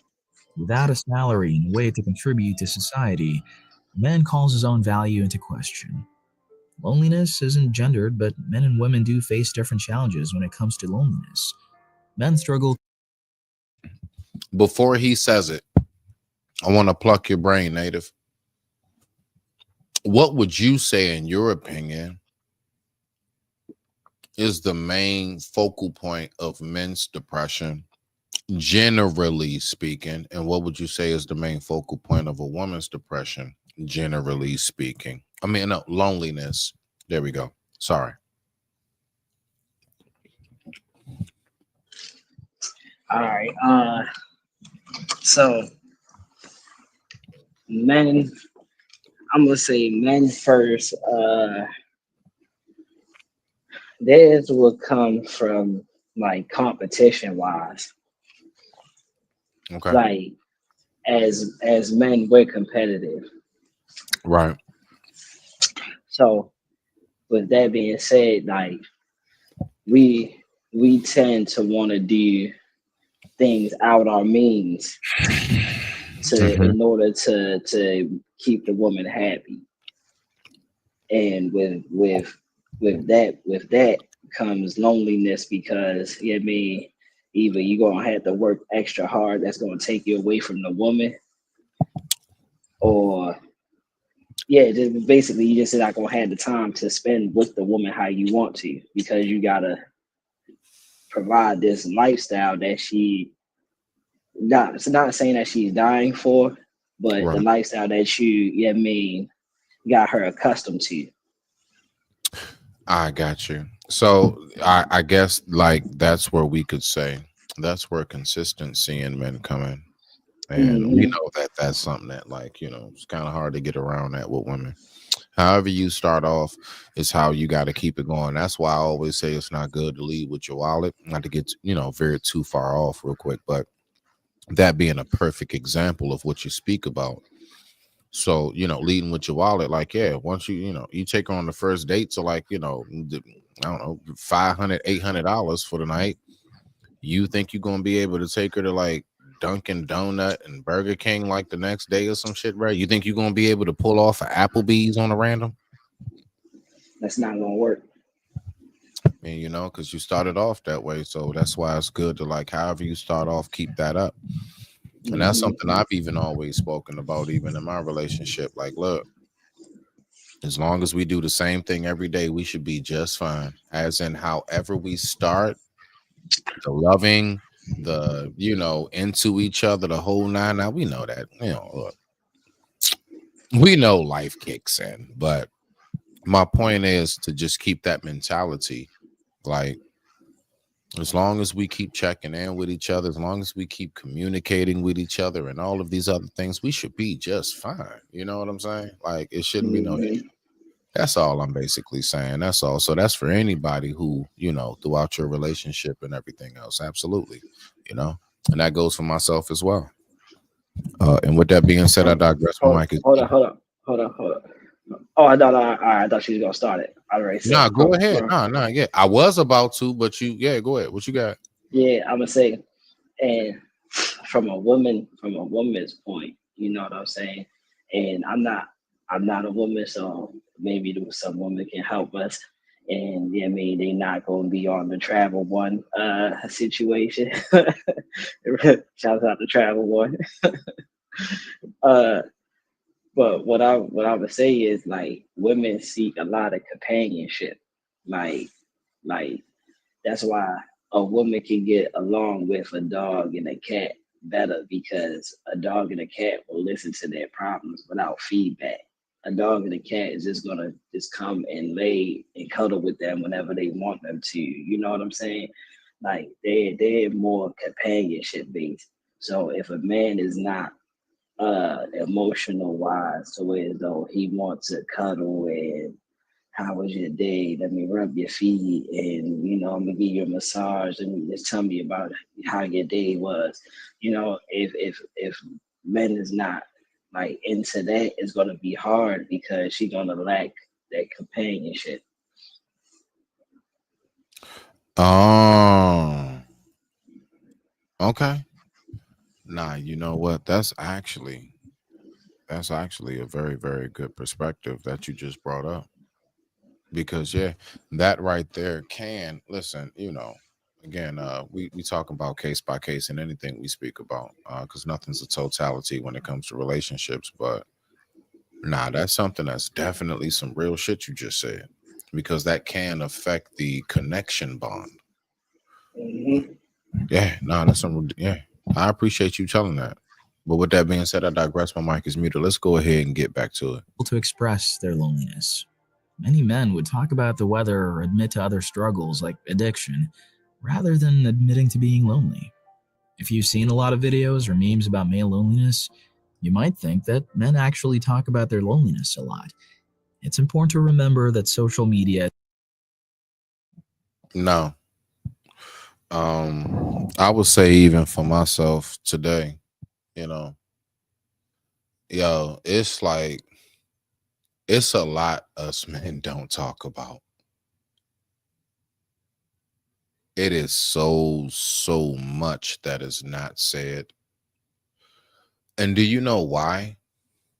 It's usually from two primary reasons. One, because generally, whatever it is that man is going through, they're generally not going through it by themselves, as in there's somebody else, as in another party that's involved. And from what I know, generally men, we know, like for example, Chop, you going through a hang up with a homeboy, right? When you start talking about what you and that homeboy going through, aren't you also subsequently going to be talking about yourself? All the time. Like, it's no way to talk about how you and that homie going through something without implicating yourself and what your part is and your side of the story and everything else, right? Man, I'm glad you said that. I'm glad you put it like that because I was just thinking that in my head, like to see that another difference between men loneliness and women loneliness is that like I said, women want the companionship. You know what I'm saying? Uh, Along with men, we don't really need that companionship. We our loneliness comes from like not not being able to create something that we want to create that's beneficial for us. Like You know what's it's wild though? You know what's wild, Chop? I ain't gonna what's lie, bro. I think I'm gonna have to relook that one over. And the reason why I say that is because look, the fact is this. I do believe personally when it comes to the loneliness factor. Now, this is just a perspective. You know, it does not mean women do not go through loneliness. Like it just doesn't mean that. And that's not ever what I'm gonna say because that's not what I mean. But everybody does. everybody does, bro. So I'll never even begin to play with that type of headspace or thought. But I just want to say that I can honestly say, like, look, in today's society, it's always going to be at least just, I don't know, that much more, at least whatever it is, validation for a woman than it ever will be a man.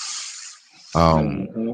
and so I'm just saying that to piggyback on what you're saying, as far as that is why most men, and those of us of discernment, and those of us who've lived and been through enough, we know, like, bruh, like you said, we know don't nobody care. Hmm. Nobody gives a shit. Sometimes, like even myself, like I can't front. I had a situation today. All I wanted was my voice to be heard. That's it. Nothing more. But when you You try know? to voice your opinion, you outrage or you No, doing too no, much, or you know what no, I'm saying? no. It's like listen, we don't wanna seem like what every time we talk we're outrage or whatever. Right. No, But we see, the only talk way. with Go ahead. we I was ready to say we talk with a lot of passion and a lot of conviction behind what we say because we know we the like basically the bottom of the totem pole. And it's like look, hold on. I mean, let my voice be heard for what it is. This is what's going on. I don't like it. I have a right to say what I need to say, and that's just what it is. That is very true, but I will say this though: me dealing with women long enough, as far as from a mother, a female cousin, a woman I'm dating, whoever, bruh, um, control is key. Hmm. Control is key. The fact is that women receive information different. Um, Hmm. being over barbaric with your message, no matter how valid your message is, you're not gonna get through. Generally speaking, if that woman does listen, it's probably out of fear, and then you're really not getting your message through because she's only listening to hope that you don't, go off even deeper, should I say. J, So yeah, JP and Cynthia. She understood that she had the upper advantage, and I'm gonna take advantage because you're not gonna be right, able to keep up with this debate. exactly. Right. So, it's I would say more than anything, a lot of times us as men, we don't express that simply just in a nutshell because we know like It's it'll be not walked. gonna get it taken well. It's gonna be stepped over, or you're gonna be looked at as you're this, you're that. It will be marked as any and everything besides a man who was just simply reaching out. It'll never be viewed that way. Never. It, We just won't. You won't. You this won't. You won't get the I'm a man just simply saying, "Hey, this is what I might be going through at this particular moment." Now, that is just something that I particularly have learned from what it is that I go through. Um, throughout life. And that is something that I have learned from listening to endless, countless stories of the exact same type of circumstances, as well as what I have actually viewed and witnessed myself now. Is that to say that women aren't neglected, negated, and everything? Like, come on, man, that's ridiculous to even try to begin to think that, right? But I'm just Exactly. saying that when you get to, like, if I was to get online right now and just start bitching and barking about some shit, people gonna be like, nigga, if you don't shut up, Shut the fuck up. Don't sit man, down right? somewhere. Like, Sit I'm your not, ass. bro, I'm not gonna get no hugs or no nothing, bro. So it's like I already know I'm defeated before I even open my mouth when it comes to like expressing what it is that I want to say. Like it's a defeated motion before you even. No one gives two shits, and that's just a real thing, and it's unfortunate. Now, those who do care are those who are closest in it, like in your circle.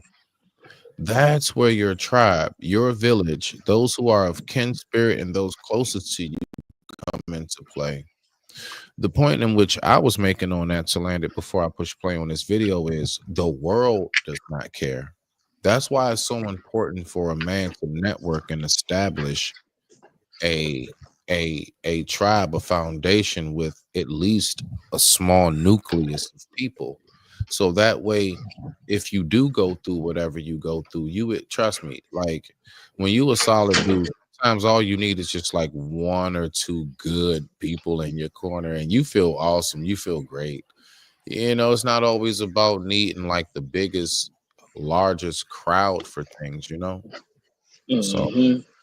I just wanted to throw that piece in. With that being said, I digress. My mic is muted. Let's keep on rocking out with the video. As not real life, and expressing anguish anonymously on the internet does nothing to ease it. In an effort to feel seen and heard, men can gravitate towards manosphere internet personalities.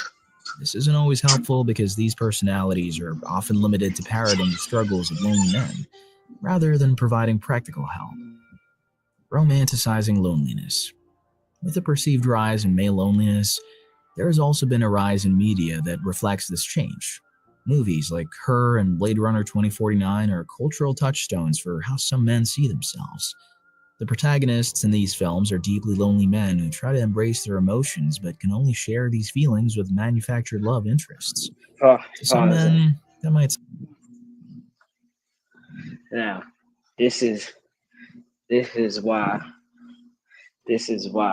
I say, like, I'm so stern about making it some type of illness, because one, now this is the propaganda part. Oh, you need, if you're lonely, you know, they just came out with the friend AI. You can talk to it, hang it around your neck, and that'll kill your loneliness. So you're marketing a way not to be lonely by selling devices for people. You know what I'm saying? So that's not, you're not helping nobody. You're actually preying on people, quote unquote, illness that you're trying to say. And then two, how you going to determine who's like, what's the standards for lonely? For lonely, you know, how I determine if my loneliness is greater than Smitty's loneliness. You see what I'm saying? It's too much. It's too much with that alone to say, like, yeah, I mean, this is some type of illness or whatever. That's why I'm so stern about it, because like we just said a few seconds earlier, that everybody has loneliness. Everybody faces some sort of loneliness in their life. Somebody faces it. How you face it is just how you face it. There's no magic pill that's gonna help you face loneliness. Oh, if you're lonely, yeah, just, you know what helped people face loneliness back in the day? They sniffed some coke, and then they was in the party some damn way.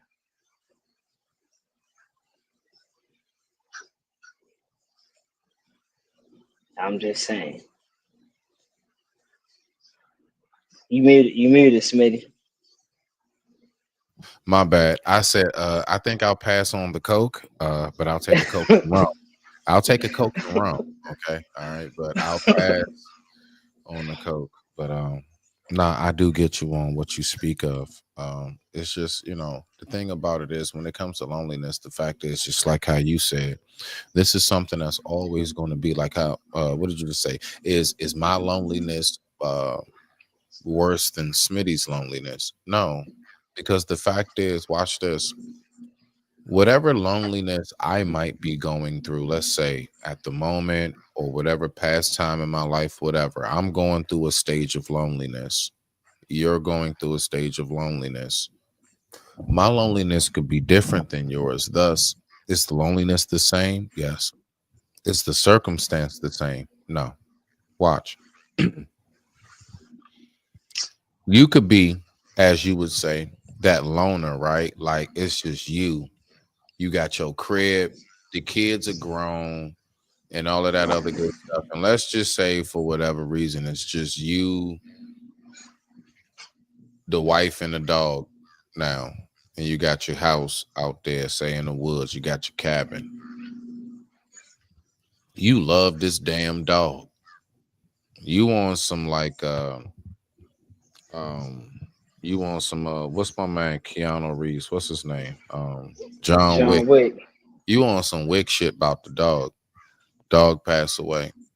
Yes, you still have your wife. Yes, your kids are still good. Everything. You still got your house and all of that.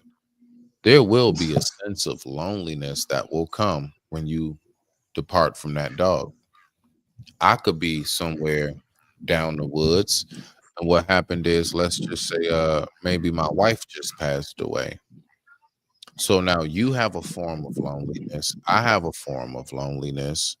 I'm not trying to compare a human to a dog. I'm just saying the actual emotion of loneliness can come in so many wide varieties and forms.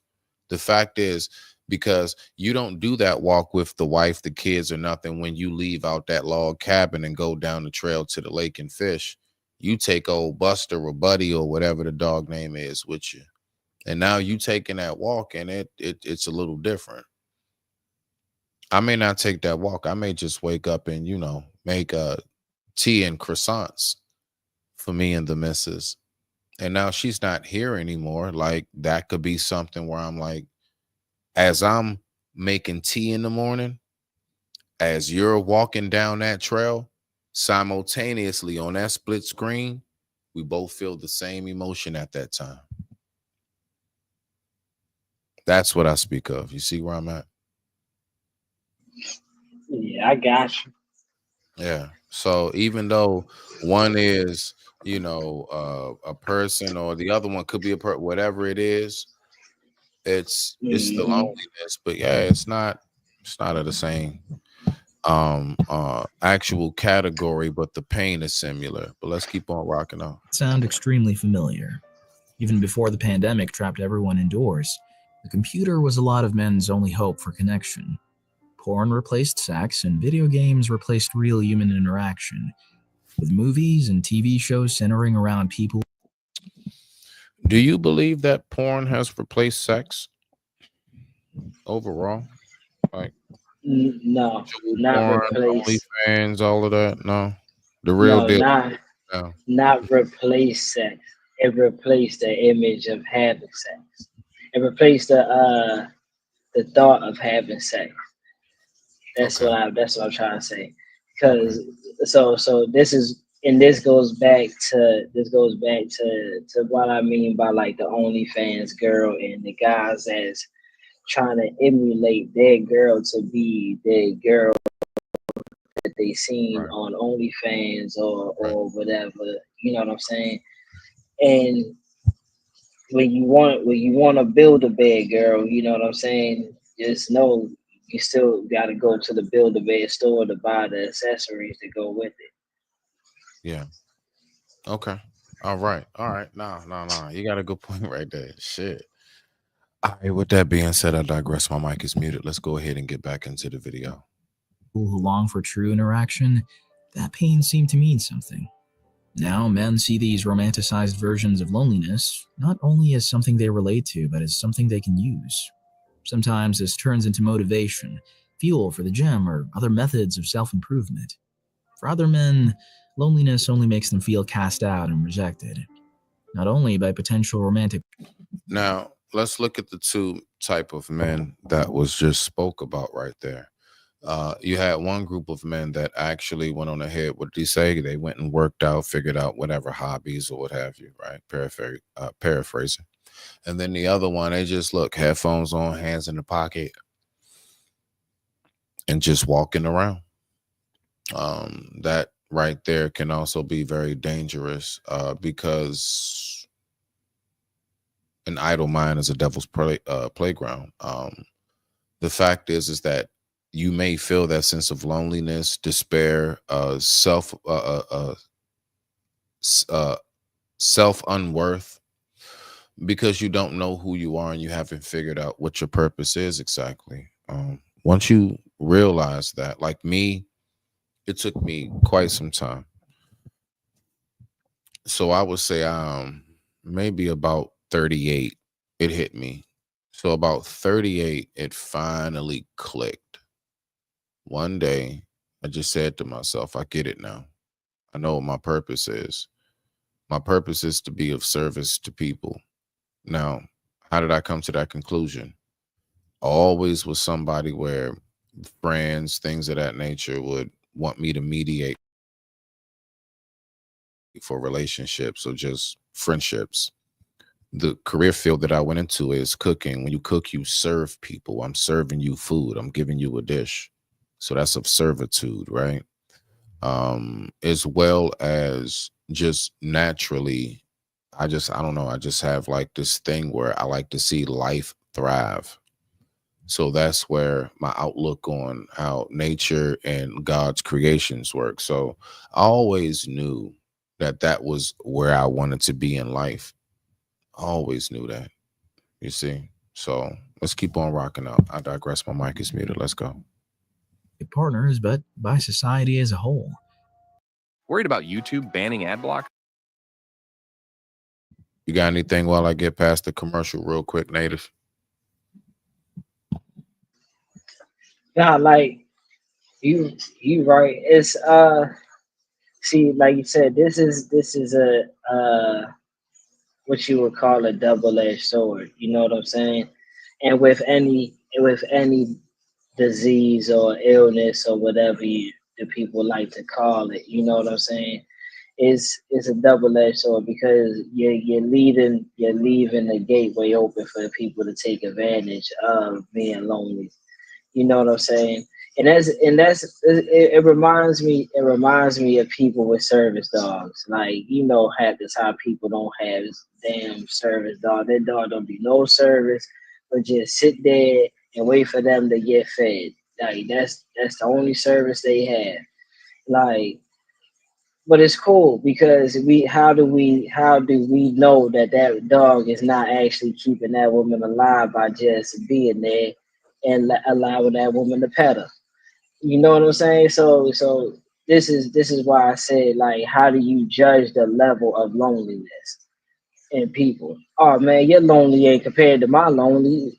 I mean, like, I be in the house all the time. I don't be having nobody to talk to.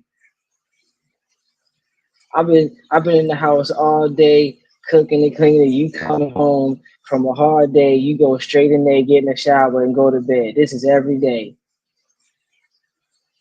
So how do we judge them? You know what I'm saying? That's all I. That is, yeah, yeah, that is the part that I definitely say to myself. It's like you have to be and see, basically a lot of what you just described, honestly. And again, I don't mean to sound like a broken record, but that's where the discernment comes in. That's all where you're like your headspace, your thinking comes in. So I mean, just to be able Mhm. to avoid it and or to be able to know how to navigate if in that circumstance, and let's just say it caught you off guard, even. Mhm. Facts. Let's keep on rocking out. I digress. My mic is muted. Let's get through the video. We all want different things in life, but technology like social media can project an ideal of success that we all feel like we should meet. For many men, part of being successful is having someone they adore by their side. But beyond that, what do men want out of relationships, and how does technology affect that? The relationship between men and women has changed. Men feel that DMs and Tinder aren't just the easiest way to try to win the affection of women, but also the only way. Men struggle to meet and court women because the channels to do so are extremely competitive. Do you believe that that is the case as far as the competitiveness of it? Yeah, well, yeah, yes and no. Yes and no. I mean, because you're always going to be competing in life. Life is nothing but a competition, all the way down to animals and insects and all that stuff. So it's a level of competitiveness, yes. Um, but I'm gonna say it's not something that can't be beaten. You know, it's like it's not a game that it's not an unbeatable game. You know what I'm saying? It would only be it would only feel like that if it was an unbeatable game, but the game is not unbeatable. People choose to play on hard. It's difficulties for reason for a reason. I mean, you got novice, easy, I mean, intermediate, and then you got hard. You know, whichever level you choose to play on, bro, just know you can't go back. This is not a game where as though you can hit the reset because you didn't like the outcome of that particular game. Nah, that's not that. Once you choose that, that's what you chose. You know what I'm saying? There's no going back. Now you can choose to change the game, and you can choose like to change like the board of the game and shit like that, but you can't change the level. That's the level you want to be on. Facts. Nah. And see, the thing about it is, even down to like this little like message that they have, the whole nine, what does a lot of this have to do with? It has to do with the social aspect of things, as far as like a man trying to establish himself. A lot of times men can go through loneliness because that man is just simply, it's not people around that man, it's that man trying to figure out, where do I fit in You can life. be around a whole bunch of people all day every day but not feel like you fit in. Thus what happens, one could feel lonely. That can take place. That can be the contributing factor as to why loneliness sets in with men as well. And with that being said, I digress. My mic is muted. Let's keep on rocking out. The unfortunate truth is that the best times to meet women and form relationships are when you're young, in high school or university. Past that point, it becomes more difficult. Male loneliness is on the rise because outside of For a high second. school and university, and they Cat, that's not true. Like this is why you will put a person in loneliness because of that statement right there. A person that's 40 and he's trying to get back in the market, where you say something about, oh, you're past your date of actually dating and nobody's gonna want to date an older person. That's a lie. That's cat. You're not telling the truth, and you gonna mess people head up. It's all on who you're trying to date. If you're 40 and if you're trying to date somebody who wants to keep up with the times, just know you're gonna have to keep up with the times. If you're 40, and you got somebody who's more conservative with their life and just want to, be a what they call, not a a homebody for real, like a homebody, like they just want to, enjoy the pleasures of being in the house, reading books, cooking for the kids, the grandkids, and shit like that. Yeah,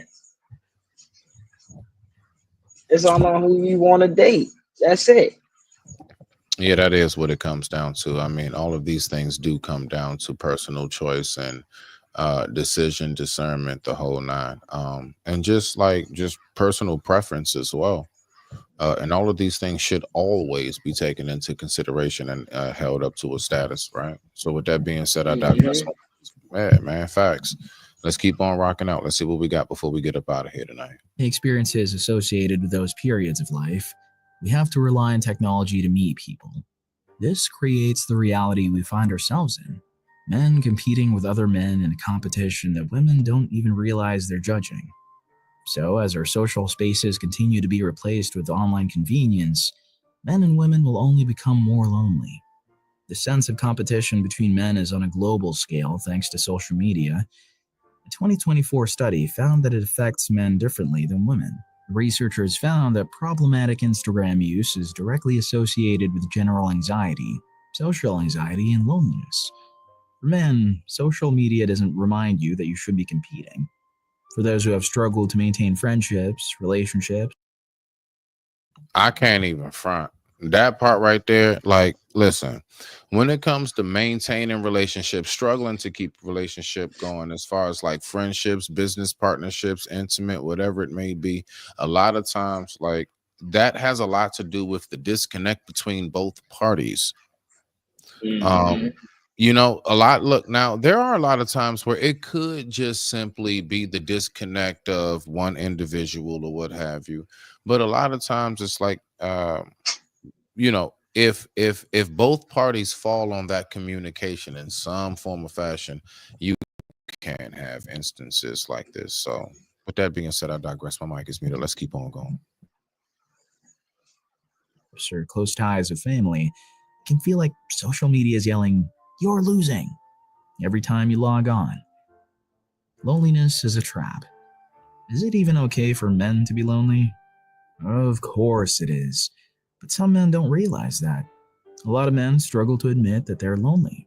For some men, loneliness and the depression that often accompanies it are flaws in their masculinity. Part of the masculine image is being a valuable partner or a sought-after individual. If you aren't achieving that, it can feel like you're failing or missing out on a vital part of life. Absolutely. Now that's all because usually that insecurity does stem from the simple fact that, like, what is the insecure? All right, so the insecurity, look at how the box is the insecurity. What are two things? Loneliness and problems. So I would say that would be the problems first. The problem should be the box. The problem is what really then you pop out, and your insecurity and loneliness comes with it. Because I would say that goes problem, insecurity, then loneliness. Your problems can bring about your insecurities. That insecurities can run people off. Thus, you become lonely. But that's just my take on that. What you got, Native? Nah, you right. You right on that. Like motherfuckers, and that's another thing. You know, as men, what man is really going around telling their woman that mean what they're insecure about? You know, because they don't want to see. A lot of men want to see macho until it's yeah, I mean that time, and then the emotions come out. You know, it's like they not telling their woman what they like and what they don't like in certain occasions. They wait till it reach a boiling point to actually want to say something. Nah, that's a fact. That is a big fact, bro. Like, look, and then you know something too. Like, I believe that like timing is everything. Like, I believe that one should do due diligence to prevent from even getting to the point of that, if you can. Now, listen, you know, now, can you always prevent it? No, absolutely not. But there are things that can be done to help really kind of like shake that a little bit more. You smell me now? Respect. Let's keep on rocking out. This can harm your mental health, pushing you further out towards the fringes of society if you fall down the wrong rabbit holes. Communities like the incel community have formed around this exact process. Unfortunately, despite being a community based on the issue of male loneliness, the incel community provides nothing to heal male loneliness. By becoming resentful of society and feeling cheated by your circumstances, your loneliness can become exacerbated by these negative feelings and emotions, rather than alleviating them. In other words, blaming others and becoming resentful will only make things worse. What's your take on that last part? My for I need head because my son was talking to me just now. Right here, this part. Communities like the incel community have formed around this exact process. Unfortunately, despite being a community based on the issue of male loneliness, the incel community provides nothing to heal male loneliness. By becoming resentful of society and feeling cheated by your circumstances, your loneliness can become exacerbated by these negative feelings and emotions. Right there.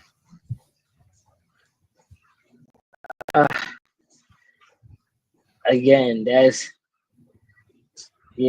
opinion based because a lot of so yeah, that's opinion based right there because Mhm. most men like I said, they choose to be lonely. They choose to isolate themselves Right. until they figure Right. themselves out.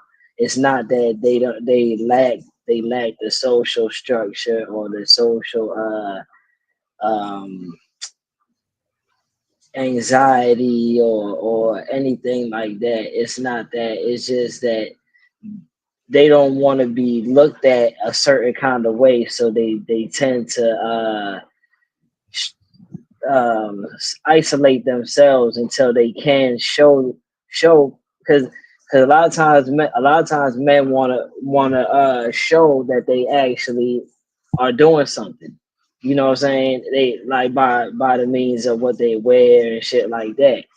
You know, Right. so with not having certain things and stuff like that, you would isolate yourself because of that. And it's not because it's a negative thing. It's just because look, I want when I step out, I want people to know, you know what I mean? Like, yeah, I'm doing something good with my shit with my shit. You know what I'm saying? I'm not just fucking it up. That's a fact. That's a fact. Let's go ahead and get to the rest of this video. With that being said, I digress. My mic is muted. I thank you all for tuning in once again to Smitty's Corner. Thank you. Rather than alleviating them. In other words, blaming others and becoming resentful will only make things worse. How it affects everyone. If you aren't a man, you might have wondered how all this affects you. Every man has a woman in his life, and every woman has a man in his life. The effects of male loneliness are widespread and can affect anyone. This loneliness can alter social dynamics, making community interactions less vibrant and supportive, which impacts women navigating these shared spaces. Additionally, men's loneliness can contribute to mental health issues, adding emotional burdens in women who provide support. Men don't need women to solve the loneliness issue because it isn't women's fault. But if you do want to help, How do you feel real that is? Because I ain't gonna lie. That's exactly how I feel. It's not something where it is I need a woman to help me with that more so than um the peaceful and contributing addition is so well welcomed. hmm I And think that's yeah, yeah, I think that's more along the line of what every man is in need and is searching for in life is that we want to have well real men with goals and shit because we're not talking about the ones that want the OnlyFans girls and stuff like we talk right. about real motherfucking men that want to stand on shit. Uh, we have we want a woman that's gonna be our counterparts that's gonna actually help us where we going and encourage us to for the shit that we're doing, encourage us that we're on the right path no matter if we crash and fail or if we blow up. You're still gonna be there no matter what. You know what I'm saying? You're still gonna hold it down. And if we can't get to what we need to get to, you're still gonna be there to hold it down just in case, I mean, we fall or come up short. You know what I'm saying? Like that's the whole point of having another person. Like, why have another person around you if they're not gonna help better you? You God see what I'm damn it. saying? That's a That fact. is, if y'all not progressing, then what the fuck is the point of being around each other? That is Just to very look, true. just to look at each other. Listen, I get it. Love is love. You You can love people from a distance. You can love people up close. But I mean, there's no love greater than motherfucking the love that you get when somebody is actually helping you progress and y'all learning and building some shit. Facts. Like, I mean, and that's the thing about it that a lot of people don't even really think about too deep into that. Because a lot of things are very much so I guess you can say it nowadays like superficial. It's real surface based, you smell me now. Mm-hmm. So yeah, a lot of that can come about and be the case. So nah, you got it on that. And with that being said, I digress. My mic is muted. Let's get to the end of this video. Reach out to your father, your brothers, or the other men in your life that you care about. Defeating loneliness. Find your motivation for socializing again. If you're disheartened by romance and find that romantic love doesn't motivate you, try making friends first. It's important that you make friends that are healthy for you. Joining a community like the incel community won't help. If you feel lonely, try to reaffiliate yourself with people. Reach out to old friends. Yeah. He said, get some just get some friends, you know what I'm saying? Like, yeah, I get it. You know, you wanna get some friends, you know, but the first thing you wanna do is daggone know yourself. Know yourself first. Then the friends that you gonna get is the people that's gonna be attracted to what you got going on. You see what I'm saying? Like he's just saying get some friends as if hey you just gonna walk up to anybody, hey, you wanna be my friend? It's like, bro, that's That's not a how fact. life works. That's not how that goes. First of all, there has to be a mutual connection, at least as far as interest goes. That's how friendship first starts. Like, oh, you're into that as well, things of that nature, right? But keep on rocking out. Exactly. So with that being said, bro, he's just basically like nonchalantly saying like, yeah, this is what you gotta do. It's like, nah, know yourself first. Learn yourself, learn what you like, learn the interest that you like. What do I like to do with my time? What do I see myself doing in 5 years? What goals do I have? You know what I'm saying? Set some goals and stuff. Start focusing on your goals. And then when you start focusing on your goals and stuff like that, you're gonna attract other people that's focused on those same type of goals. And maybe y'all can build and flourish on some shit. Yeah, I mean, but if you just forcing a relationship down somebody's throat, it's not gonna be good. That's all I gotta say. Respect. And with that being said, I digress. My mic is muted. Let's keep on rocking out. Friends or try joining new communities. If you know of a man who's lonely, you can help too. You can have a loneliness intervention, which sounds intimidating, but can really just be casually inviting your friend, dad, or brother out and having a heart-to-heart. Unfortunately, men can get in their own way when it comes to overcoming their loneliness. It can be difficult for men. I'm sorry, people, for all the pauses, bro. Nah, you good, bro.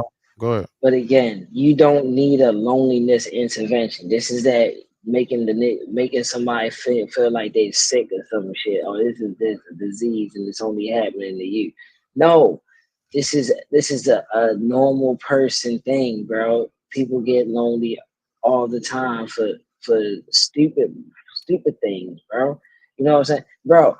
I be you know what's funny? I be sitting on the game, playing the game by my motherfucking self. I be lonely as shit. I don't like playing with random motherfuckers that I don't know. I want to play with my squad. I want to play with my homies. That's lonely. Hey, bro, that's exactly. I'm not big on the whole online playing with random people, headphones and shit. I just, if it ain't something we can sit right down next to each other on the couch like back in the day, and just if it ain't co-op or whatever, then we'll just take turn. We switch off on boards, but I'll play the game with my homie. I'm literally like that when I do play games here and there. So I'm saying, so that's a sign. That's a sign of lonely. So what I need some medication for that. I need a lonely intervention, bro. You should You should be sitting there waiting for another motherfucker. No, I like playing with the people that I like playing with. I get wins that way. You see what I'm saying? So And when plus, I'm it's really about that. Well, I can't really because people would say with the headphones and stuff, you are getting that interaction. But I don't know. It's something about when you got that person just sitting right there next to you. It's just something Mhm. about that shit. It's just you can't replace that. You just can't. You just can't. Yeah. I and that's what I'm saying. Like there's no lonely intervention. You don't need no lonely intervention. You don't need no special circumstances to take them out.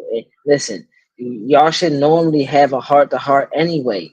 You should be having a heart to heart with your family members anyway. You should be checking on your family members' headspace anyway. Not only when they crash out. Damn, whatever made you do something like that? Right. Nah, y'all should be motherfuckers should be calling their family members all the time. Hey, bro, what's going on? Was it you all right? You good? I'm just checking on you, making sure you all right, bro. I mean, I'm here if you guys, if you need to talk about anything. You know how far that'll go? Maybe the next time motherfucker go to think about crashing out, his ass gonna call you like, hey, you know what? I need to talk to you real quick, bro. This shit pissing me off, bro. And then you can talk a motherfucker off the edge.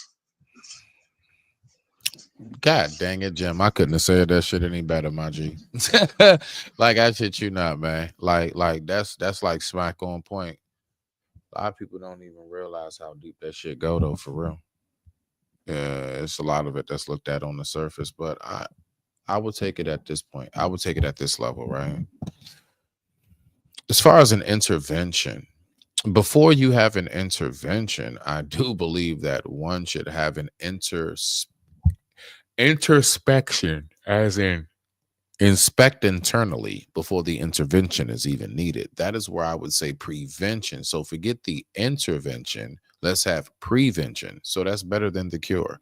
There's no need to have an intervention if one does tap into these levels. Now, I can't front, bro. We can't be like insensitive and say and act as if everybody has that level of discernment and headspace. Yo, there are some people, they need to be totally picked up off the ground, bro. And we can't just leave them there on the ground unless they just kick and scream and spit and shout and say, leave me here. Then I will leave your ass there. But I'm going to be honest with you, bro. Like a lot of what we talk about, Native, I think we got to remember now, I do get it. Like we displaying that strength, but we got to also remember, like some folks may, not really be able to identify or recognize how they just talking like that. Like it ain't something, because to a lot of people, a lot of these things are so tremendously huge. You see? That's all I wanted to say. Nah, and you're right, and you're right, and I am like you said, like I said, I am stern on this shit. You know what I'm saying? Because I don't want people to abuse some shit that ain't that you know what I'm saying, that's not really classified as an illness, and you're trying to classify it as that, and I can already see that people's gonna abuse that shit. You know what I'm saying? And what I'm saying is loneliness is just a natural thing in life. In life, it's gonna be times where you're gonna be sitting there and you're gonna want to call people, and people is not gonna be available because they got their fucking life to live, and they're not thinking about your ass. You see what I'm saying? And you're gonna be sitting there and you're gonna be looking around and you're just gonna be like, damn, I'm lonely. Yes, that's what's gonna happen. There's no medication for it. There's nothing that you're gonna be able just to go in the cabinet, pop, drink, or anything like that. You know what I'm saying? If you don't smoke weed, that's not gonna kill your loneliness. Only way it's gonna kill your loneliness: get a dog, get a cat, find a hobby, go jog around the block, do some push-ups, do some sit-ups. Yeah, I mean, shit. play the game or something, like find something to kill your time until you actually can get in contact with somebody, or you actually, can get some companionship around, quote unquote, like a female or something like that, or in ladies' case, a male. Exactly. Nah, good point on that. Good point on that, my G. With that being said, I digress. My mic is muted. Everybody, y'all make sure y'all give it up for ACOG. Definitely holding it down on this topic tonight. Because I would say you got definitely a much more broader perspective on this than me. Mine's is a lot more narrow. I would say mine's is more so fixated upon my personal experience. But I really appreciate how you're able to give such a wider, broad view of this, as well as your own personal experience. So much respect to you, my G. Men to break their masculine persona and be open about their loneliness. If you're a man who craves a romantic relationship, low self-esteem can be critical in your ability to form the relationship you want. If there is something that you're unsatisfied with in your life, the best thing you can do is work on improving yourself. Sometimes loneliness feels like something out of your control. If you suffer from mental illness like depression or anxiety, it can seem impossible to escape loneliness. Sometimes it just takes that first step. If finding new friends or asking someone out seems like a bit too much for you right now, start small and work your way up. Oh, my bad. And that's how I take that shit right there, though. Be quite honest with you. But I don't know. What's your final thoughts on this before we get up out of here for the evening, Native?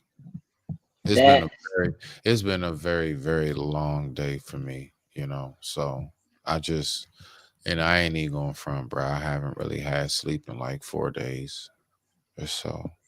I want to try to get rest tonight. Maybe, just maybe my brain and my heart will let me rest. Yeah, the end of that part was like the best thing he said though so far out the video. Like now depression, anxiety, that's a real illness. You know what I'm saying? That really causes people to change, to mood changes and shit like that. That really hinders people from doing certain things. Loneliness, that's why I'm gonna say loneliness really doesn't hinder you from doing anything. You're actually hindering yourself from doing stuff. Yeah, absolutely. I wanted to play this last 2-minute clip. My bad, y'all. I'm kind of out of it at this point. I want to play this last clip right here. And this last clip right here definitely again, shout out to Sister Kiki for such wonderful information. Y'all forgive me. I'm just trying to hold my head together right now. I'm just kind of real talk, man. It's Native, you don't have a clue of how long of a day it's been for me. Not a fraction.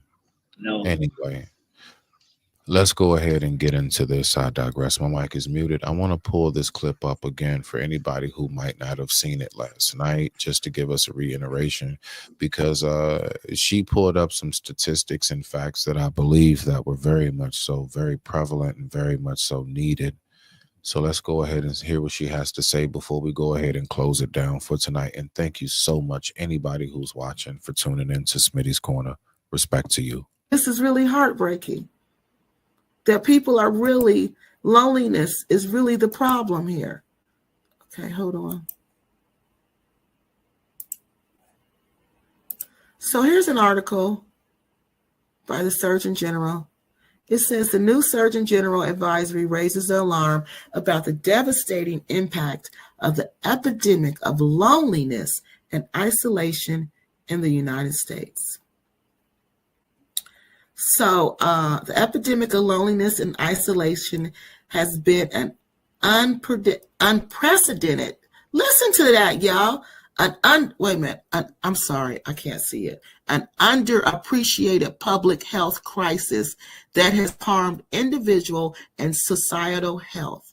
Our relationships are a source of healing and well-being, hiding in plain sight.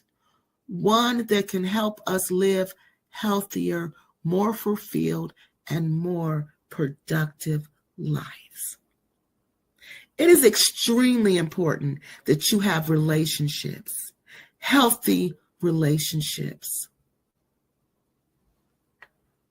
The physical health consequences of poor or insufficient connections include a 29% increased risk of heart disease, according to the Surgeon General, 32% increased risk of stroke, according to the Surgeon General, and 50% increased risk of developing dementia, according to the Surgeon General. He said, additionally, the lack of social connection increases the risk of premature death of more than 60%. Ooh, wait 1 second.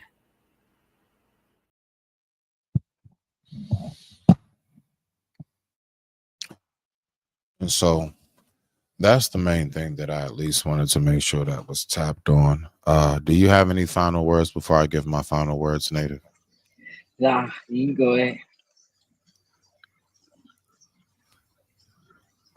Much respect to that. My final words for this is, do take note.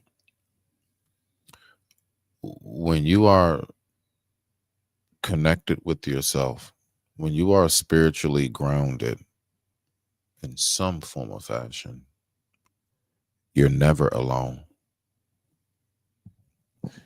As a matter of fact, even if you don't have that and you feel alone, you're not. There is so much life force and energy that is all around us all. It's not always just about an actual physical human communication. You are never alone, nor will you ever be. Now let's think about it. Even if they said you went to hell, ain't it people there? Listen, I don't care where you go throughout this universe, throughout this world, you will always come across life. No matter where you go in this world, you can't go nowhere without taking you. So guess what? You got somebody with you. No matter how much you may at times feel or know that you are truly going through something heavy, I absolutely assure you, you're not. You're not alone. Because there's way too much life that you were born into. There's life that is all around you. And as long as life is all around you, it is virtually impossible for you to be alone. Does that mean you will not feel it?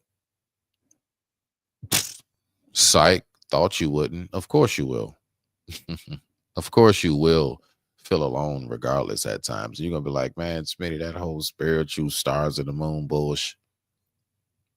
Nah, but seriously, I promise you, when you came into this world, you didn't come into this world alone.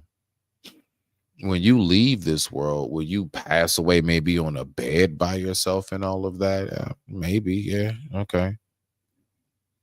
But the very moment that you cross over, you'll be surprised of the host of others that's there to greet you. There's so many, many, many of those of your loved ones who went before you who just can't wait to hug you again. And you're going to feel that hug like you ain't never felt it here on planet Earth. In the meantime, while we're here, you always have yourself and you always have life around you. And when you know how to utilize what is around you, you'll be surprised the party you can have day in and day out with just yourself. So don't be scared to be alone. Don't be scared to step out on a limb and try something different. And I'm talking to the people who were always around people. Take some time and have it just for you. Have that time just for yourself and no one else. So that way you can master you. Thus, you can move throughout this world much more sufficient. With that being said, I digress. My mic is muted. You know I love us, and I just have one question.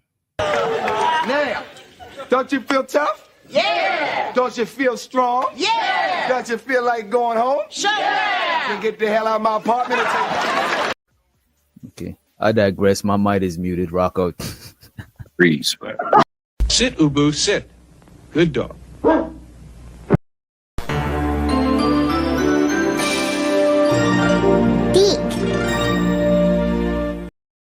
I am fully aware I know nothing. This is why I look deep within for the answers.